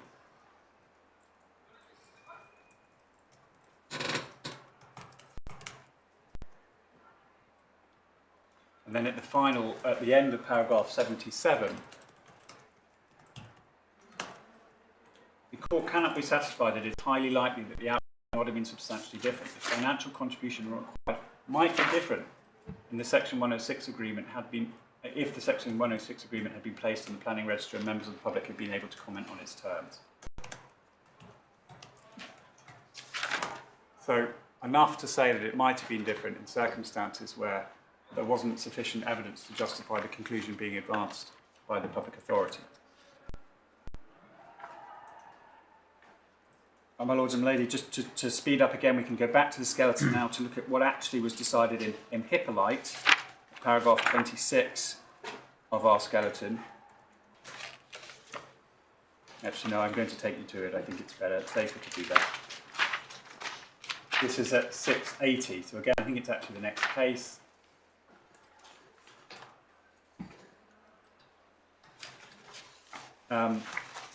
useful just to see briefly what the issue was in Hippolyte, where it was a decision made about an individual and their right to obtain leave to remain under the Windrush scheme.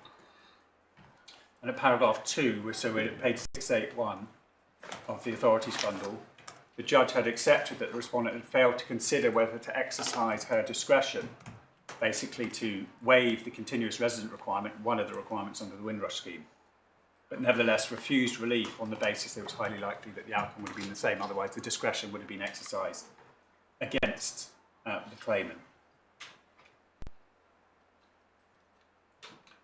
And then we see paragraph 75 onwards, which is 697, the analysis of the appellant now ground of appeal in relation to the decision under section 31(2)(a).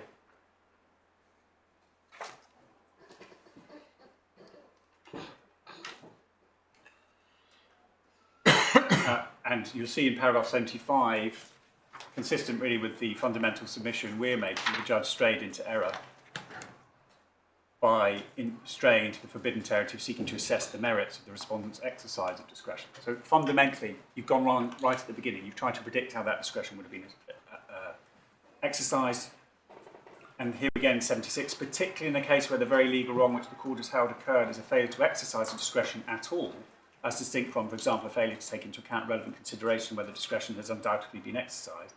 It seems to me that a court should be especially careful not to try to step into the shoes of the relevant public authority.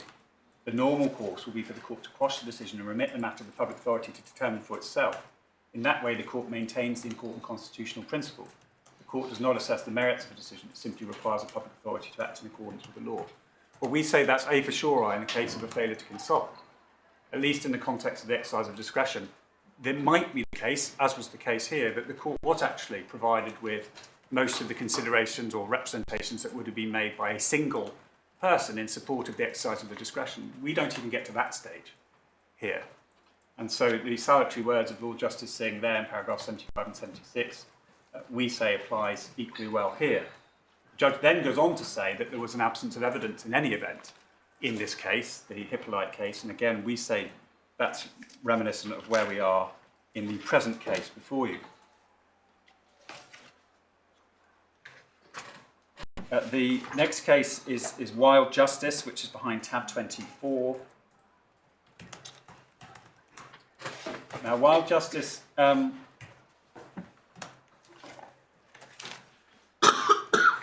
goes about this issue slightly differently. And in my submission, it's important to note how this is done. In the case of, this is again a failure to publish case.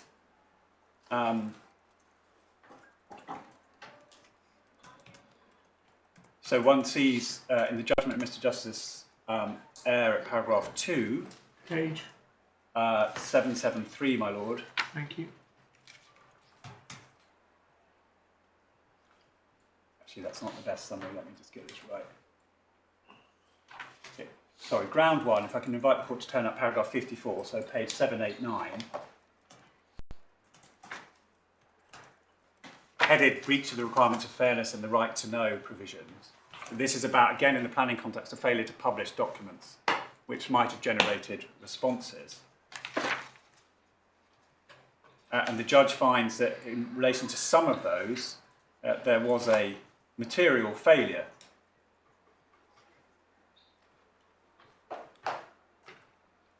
So paragraph 60 onwards, page 791, having established the principle which is well established that the mere fact of failure to publish doesn't necessarily render the decision itself unlawful, one needs to look at what the significance of that was in the particular context. That's the point made in paragraph 60. In paragraph 61, there's a reiteration of the importance of the underlying obligation to publish, which is obviously to give opportunity to people to make representations. Again, quite similar to the scenario we're dealing with here about the duty to consult. And 62, again, making sure people have the relevant information before them before they can make representations. And then if I could just invite the court to read the last sentence in paragraph 62. I appreciate this is only but one example, but it's consistent, we say, with the approach that we're urging the court to take in the context of 31(2)(a), albeit this is being made in the context of whether or not there's been any prejudice.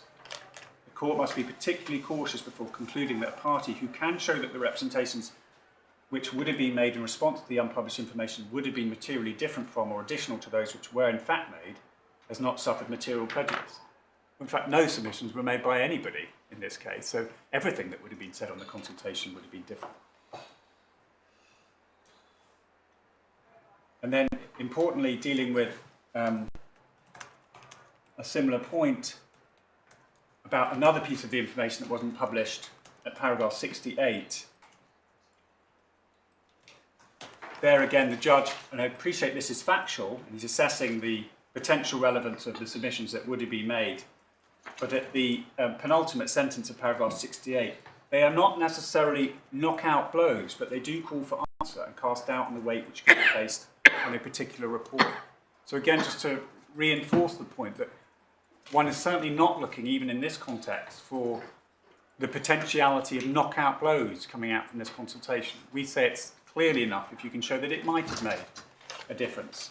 And to go beyond that is to impermissibly engage in the weight that would have been given to various factors, which is not the court's role. And then finally, we do see how section 31(2)(a) is dealt with by the learned judge in that case, having regard to what he's already said about the caution that one should exercise about whether or not somebody who's got something to say would be able to have made any difference, at paragraphs 121 and 122.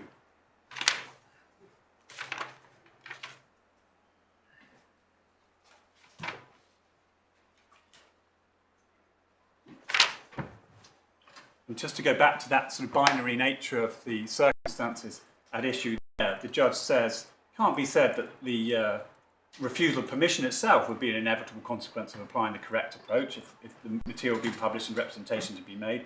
Nonetheless, each failing was significant and each was capable of causing the defendant to take a different approach and for there to be a different outcome. And then he goes on to say that might have been in the form of the conditions attached to the planning permission rather than the grant or otherwise. So again, even in circumstances where the court was aware of what the representations would have been and was able to undertake some form of assessment as to whether they might have been capable of making a difference, when it comes to section 31, the court simply doesn't go any further than that. We're not even in that situation. We don't know what these consultation responses would have been. Very nearly finished now. Indeed, I've got two more cases to go and then I am finished. So the final one in your bundle is, penultimate one, tab 26, which is a homelessness case on the application of RR versus Enfield, London Borough of Council. I'm going to just take you straight, if I may, to the relevant paragraph, which is at Authorities Bundle 879.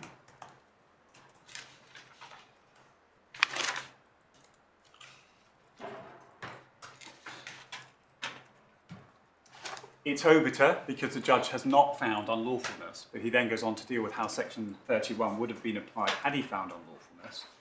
It was an allegation of a breach of the public sector equality duty in the context of a decision made about how much priority, how many points somebody should have under a housing allocation scheme.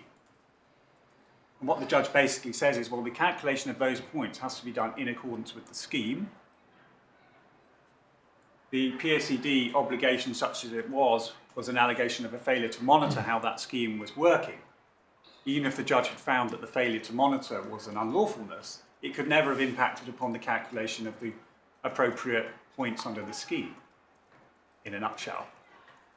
So inexorably, the decision would have been the same, even if the PSED finding had been made. Again, I say very different from our type of case, because one can see just by logical deduction what the outcome would have been. No evaluation of a weighing exercise is necessary.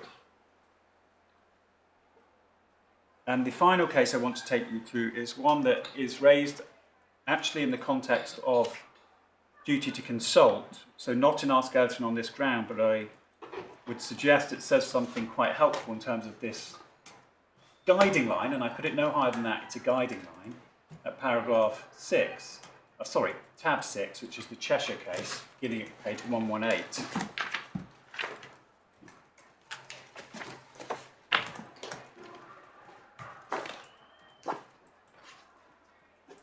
So this was, again, a case about whether or not there was a duty to consult by way of a legitimate expectation in the context of where it was said on behalf of the public authority that consultation would have made no difference even if there was a duty.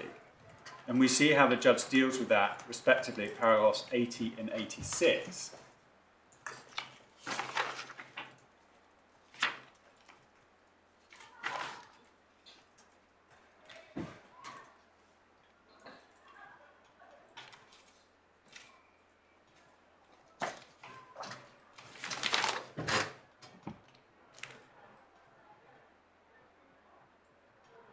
Now, these were decisions made in the context of various funding arrangements.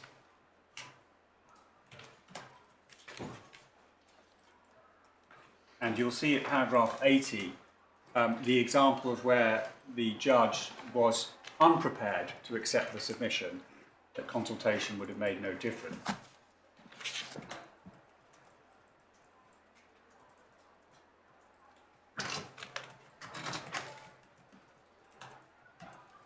And you'll see there, towards the end of the paragraph, there should have been consultation. It is speculative to say what the results would have been.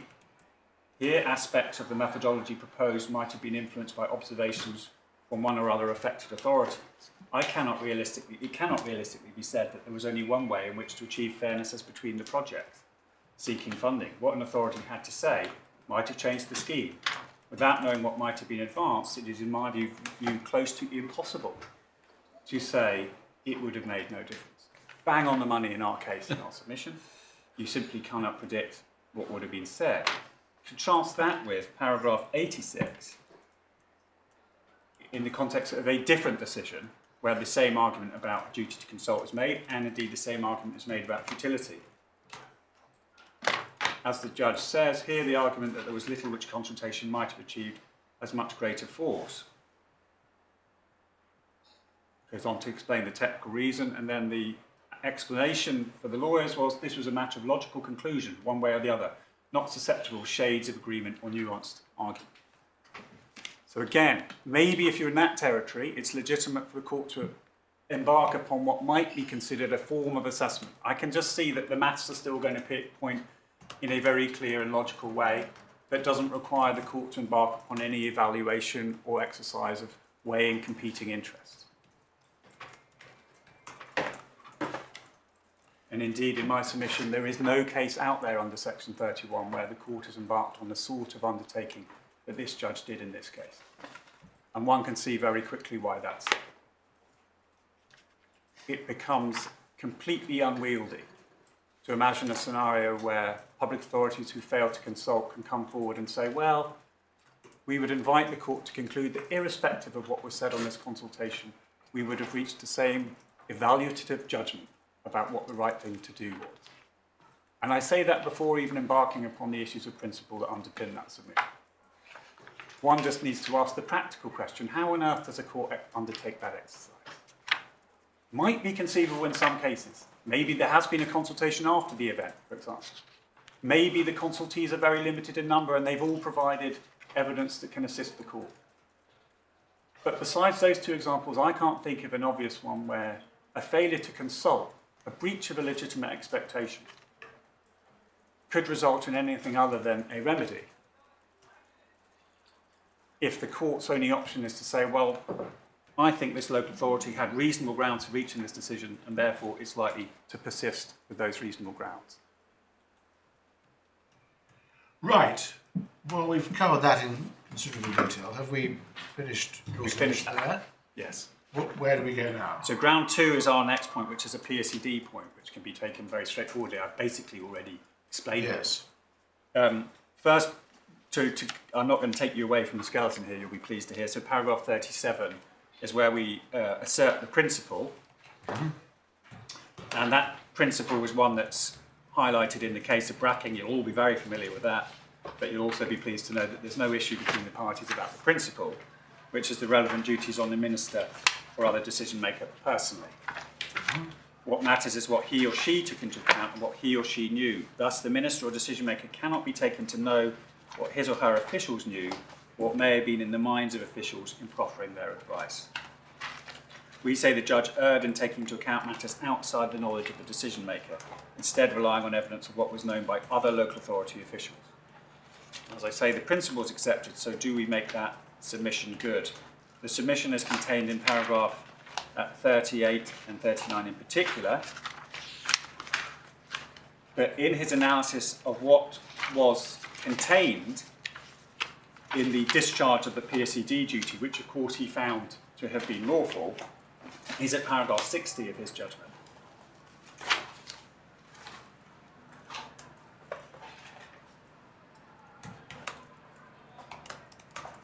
And you'll see the final sentence is the telling one in our submission.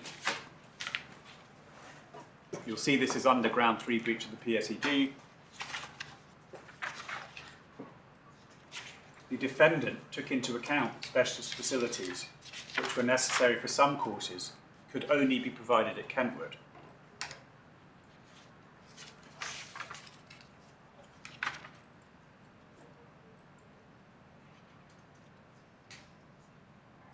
That is not something one finds in the discharge of the PSED, either in the EIA or the officer report that goes to the executive. We say that's very important because the principal means of addressing the equality issues we know is the introduction of the spoke and hub model. The spokes being there explicitly to try and ensure there are no adverse equality impacts. But in circumstances where the, quote, essential courses for the LDD community can only and will only be provided at Kentwood, there is a very real problem with that mitigation. Well, in summary, how do you put it that the decision maker did not have regard? Well, insofar as the key obligation under the discharge of the duty is to understand what the implications are of the proposal that you're undertaking before you can move on to the question of mitigation. The problem here is whilst there is due regard to the needs of disabled people and there's a setting up of mitigation which ultimately leads to the decision being made with due regard to the duty, it's undermined very significantly by the failure to include that critical piece of information. And it's critical, we know, because the judge thought fit to highlight it in his assessment of why the duty was discharged. And it is, objectively, a very important feature of the evidence, we say. How can it not be in circumstances where the mitigation is use the spokes which are near the Poverest Centre or will be near the Poverest Centre, to not then acknowledge that those spokes simply won't be able to provide the essential courses for the LDD community. They will have to go to Kentwood. That is a material failure to bring to the attention of the decision maker a highly relevant fact. We say it's sufficiently serious as to undermine the discharge of the duty. That, of course, is a matter for this court to evaluate, but we maintain that submission. We say that independently of the second submission made under the PSED, which is how the judge deals with the question of mitigation, or summarises it, which we've identified at paragraph 41 of the skeleton.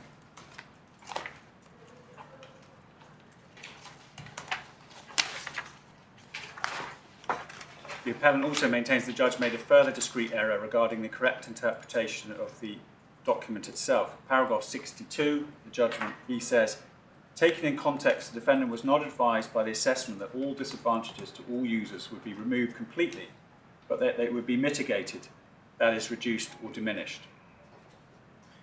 That is a finding which is contradicted by the EIA itself, because as you'll recall, outcome 2 was ticked, which is the conclusion of the EIA. Our summation is there will be no adverse impacts, they will be addressed.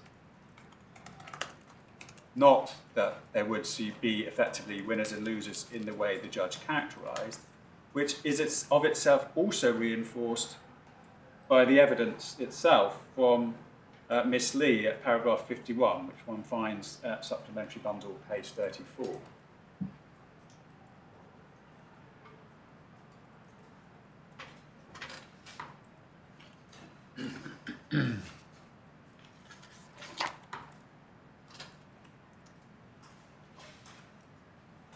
You'll see in paragraph 51, final sentence. Subject to those steps, the conclusion of the EIA was that outcome 2 could be achieved, i.e. adjustments could be made to preserve or better enhance the quality. Contrast that with the judge's finding, we say. Sorry, I'm a bit lost. I was on outcome 2. Sorry, can you go back just a couple of Of course. sentences over here? I'm most grateful. So I'm now at paragraph 51 of the evidence of Miss Lee, which is at supplementary bundle, page 34, where the witness herself describes what the EIA said. Yeah. Contrast that with the judgment. Contrast that with the judgment, my lord. We say that's a material error. Sorry, particularly in the judgment paragraph. Paragraph 62.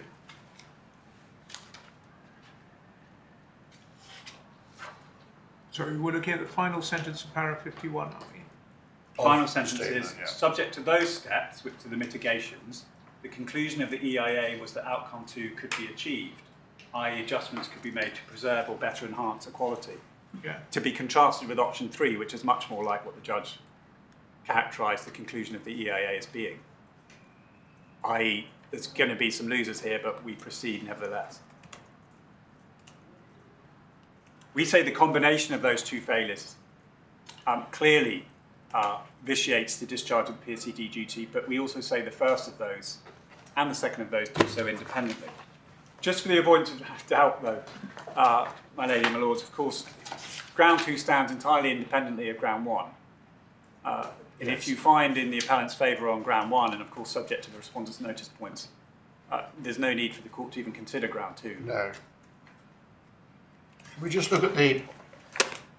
I'm sorry, just retrace our steps. Absolutely. Go back to the EIA Yes. and option 2. Yes, page 110.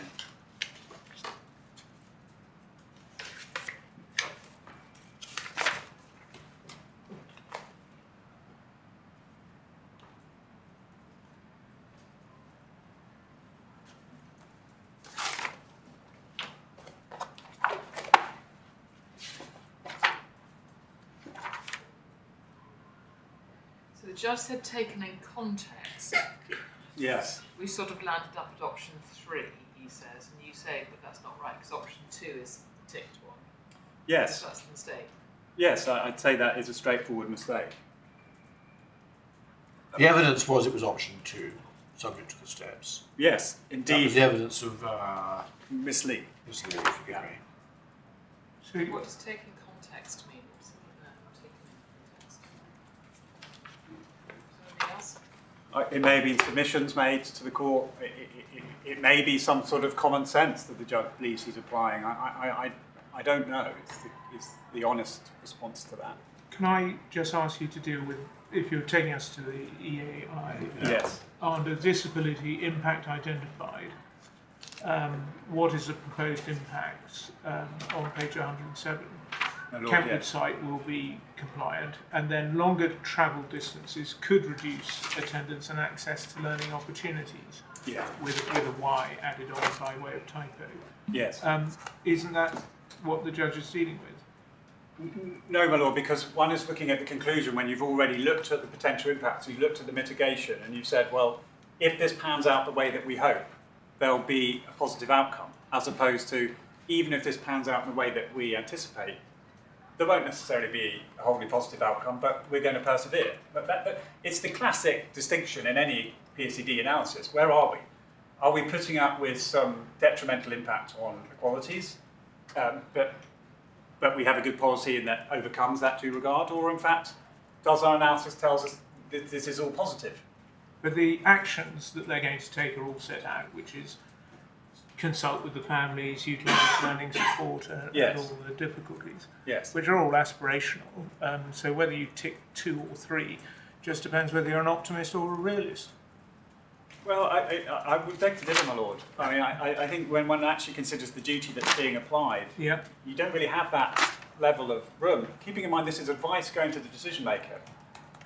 So the decision maker has got to consider all these other things, gets an equality impact assessment, says, all good, let's proceed. If it had said, we've got these problems, and we don't think we can fix them, but nevertheless we continue, then we're in option 3 territory, and as is often the case, the challenges which say that those decisions were somehow in breach of PSCD manifestly fail, because there's no outcome requirement in the PSCD, and I'm not suggesting there needs to be, but there does need to be a faithful adherence to what the advice is. The point really here is this, that the judge felt able to say the PSCD had been discharged, partly by assuming something was understood by the decision maker that had clearly become very, very important during the currency of the hearing, which in fact had not been highlighted to the decision maker, either in respect of the issue of specialist courses or indeed the ultimate conclusion. Well, what was it that the decision maker had to have regard to in this context?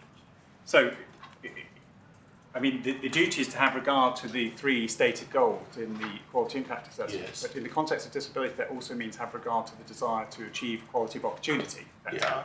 So if you're taking a step whereby you may be causing those who already suffer disadvantage, that's the implicit premise of the equalities duties, and worsening their level of disadvantage, you need to be open and effectively acknowledge that before proceeding.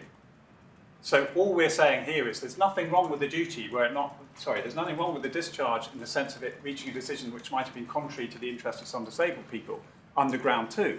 Yes. But you need to ensure the decision maker knows that that's what they're doing. And in 2 key respects, we say the decision maker, in 2 key respects, we say the judge misunderstood or mischaracterized what the decision maker knew. He says the decision maker knew the specialist courses would only go to Kentwood, and nevertheless concluded in that context, and put it that way, that there would be some, as it were, adverse impacts that could not be mitigated, whereas the document shows the opposite. There was no reference to the fact that specialist courses would have to take place in Kentwood, and there was a clear conclusion, option 2, there will be no adverse impacts which are not mitigated. Of course, one accepts that this is all a predictive exercise, but that's what the judgment is there to do, to inform the decision maker about what's likely to happen. One is always wary of getting too stuck in granular details. The point will be made against us, I'm sure, that this is too granular. In our submission, it isn't. It's actually rooted in the relevant facts that really matter here. And the key one is ultimately the conclusion. Was the decision maker told that disabled people would be worse off as a consequence of this, or potentially worse off, or were they told the opposite? I can't really develop the points any further than that, but that's what we say about them. I don't say that the judge had to slavishly follow every detail. We just say that the essence of these points is made out.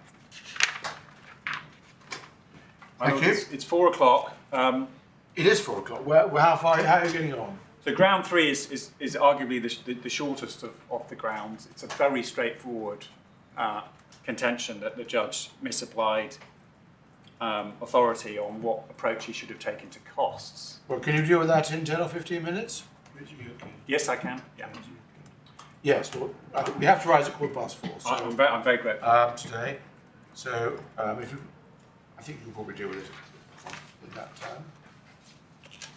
Again, we've rest assured we've read up on this point. I'm very grateful. So, well, in essence, then, what you'll know is that the Supreme Court decided in Hunt that if a party pleads a case for judicial review which results in a finding of unlawfulness, then there needs to be a good reason why they shouldn't get their costs, even in circumstances where no relief is granted. So why is this a Hunt case? Because that's exactly what happened here, and it's on all fours with, albeit another High Court case of Rakib, where Section 31 is applied. That's the reason why there's no relief. And in those circumstances, we say the judge should have started from the premise of saying, well, is there a good reason why a party who's established unlawfulness shouldn't be awarded their costs? The judge doesn't take that approach. He goes about it differently. He goes about it by saying, as he says at paragraph, sorry, let me get this right.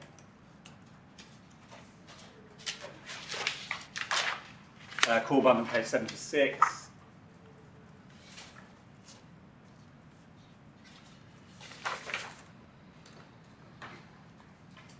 So this is where permission to appeal and costs are dealt with together. And the offensive part, we say, of his reasoning is at paragraph 6 and 9.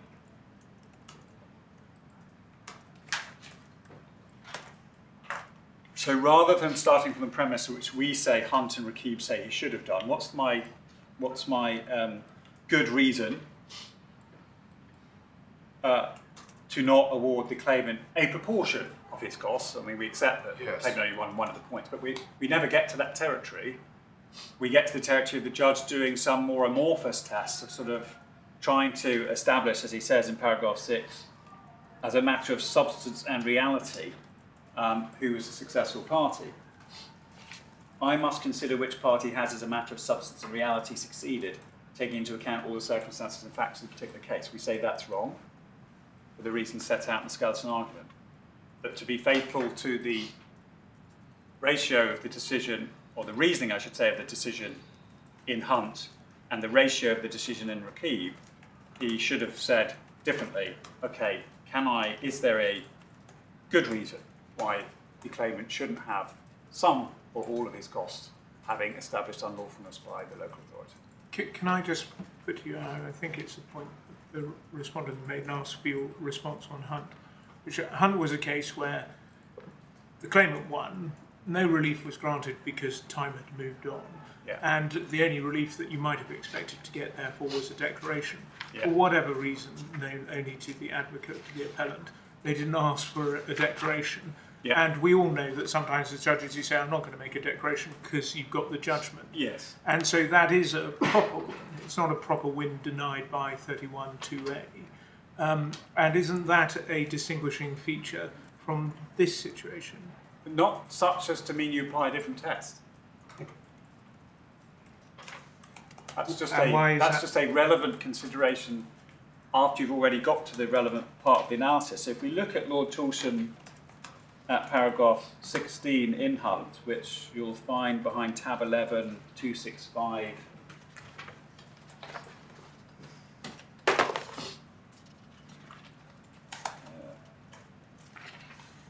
I'm looking at...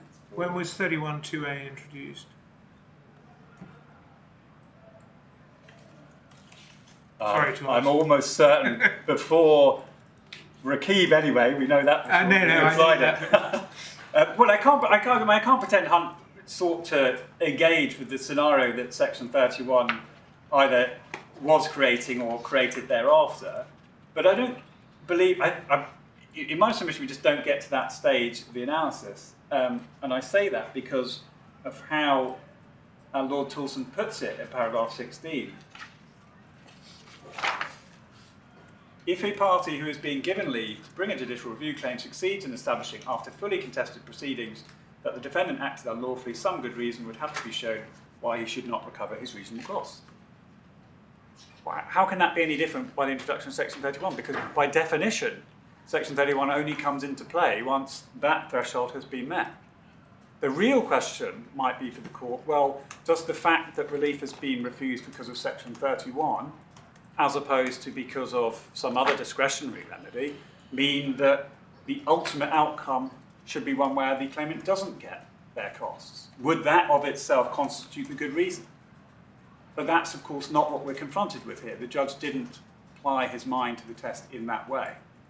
Maybe there should be a Section 31 application in relation to how the court dealt with costs. But ultimately we say that you've got to apply the correct test. And this is now before the Court of Appeal. This is the first opportunity for the court, perhaps this court, I say, to squarely deal with the implications of Section 31 when looking at the Hunt principle. But in my submission, there isn't any basis upon which one could approach the Hunt principle, whether or not the Hunt principle applies differently simply because of Section 31. So, are you asserting there is no decision of this court on the Hunt principle post Section 31? Not in a Section 31 case, no. Not as far as I know. Not as far as we know. This is it. Okay. Well, then make some.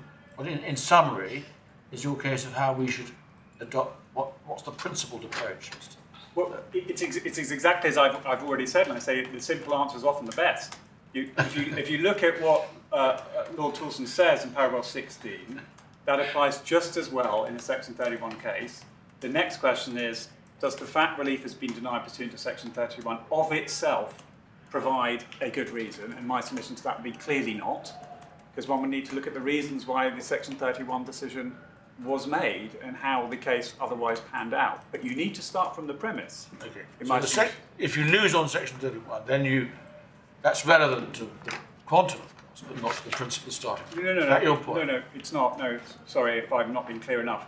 So all that's at stake here is what is the question the court should be asking itself on costs in circumstances where somebody has been successful in terms of establishing unlawfulness, as Lord Toulson says, after fully contested hearing, but then doesn't get relief because of Section 31, as opposed to not getting relief because of the exercise of discretion. We say, clearly, the Hunt test applies. What we don't say is how the good reason analysis should then pan out, because that would be a case-by-case analysis. Thank you. It's enough for my purposes because that's not what the judge did below. Of course, if you agree with the claimant about that, so the appellant about that, it will now fall upon this court to consider what to do about costs. And what do you say we should do? Well, we should be making submissions that because the claimant did establish unlawfulness, that the cost should have been awarded in the appellant's favour. But then the question of what proportion of his costs would be a very live issue, and the parties would have to make their submissions on that basis. Depending on the overall outcome. Exactly. Exactly. Okay. But you start from that premise. We're the successful But, I party. mean, I don't want to be difficult, but here's your chance to do it, because, obviously, you say that the judge's approach was wrong, and the judge ordered no orders to costs Yes. at the final event. Yeah. And what would be wrong? Suppose we agree with you, he took the wrong approach, didn't apply Yes. Lord Toulson's Para Yes. 16. But in fact, when you look at it, you came to get some real relief, Yeah. which is why you're now coming to us here. You didn't. They came to say they acted lawfully. They didn't. A plague on both your houses was a principled result. Well, I would beg to differ, because the essence of the analysis in Hunt and indeed in Rakib is to understand that this is not about the vindication of private law rights, it's public law rights. And what the claimant would have undoubtedly established is that they should have been consulted. And albeit for various reasons, the court has decided that that consultation wouldn't have made a material difference. But is it then fair to say that those persons acted unreasonably or wrongly in bringing their claim for judicial review? And it would take that type of analysis, in my submission, to disrupt what would otherwise be the usual principle under M. Croydon, that they were the successful party and should get their costs. Thank you. Right. What I can say, just to finish on that, of course, is there were submissions below, Yeah. which dealt with these points. They're not covered They're not covered in our in skeleton here. 'Cause we're just making- or in the judge's reasons. But, the judge's reasons, I not think, not in totality. no, but we say he'd already fallen into error, right? Significant error, not immaterial error. I can turn my back and find out quickly what was asked for in concrete terms, if that assists. Well, maybe that's something you should reflect on over Right. the long adjournment, and you Yes, that sounds come back to it tomorrow. Yes. I should just say that on section 31(2)(a), there's also a case, I don't know that takes anything any further forward in case either of you want to look at it, but it was reported, Branco Bonfim 2025 1WLR 1049 at, I think, paragraph 41, which summarises the principles, but I don't understand it to summarise them in any way different. But given it's in 1WLR, Is it of which court? Court of Appeal. Would it be okay if I just asked for a spelling of that name? Sorry, it's the BRANCO -BONFIM, Branco Bonfim. Very grateful, thank you. Thank you. Right. Well, thank you very much. Right. Well, thank you very much, Mr. Burton. We'll rise now, and I think we're on track. Well on track, and we'll resume at 10:30 in the morning. All right,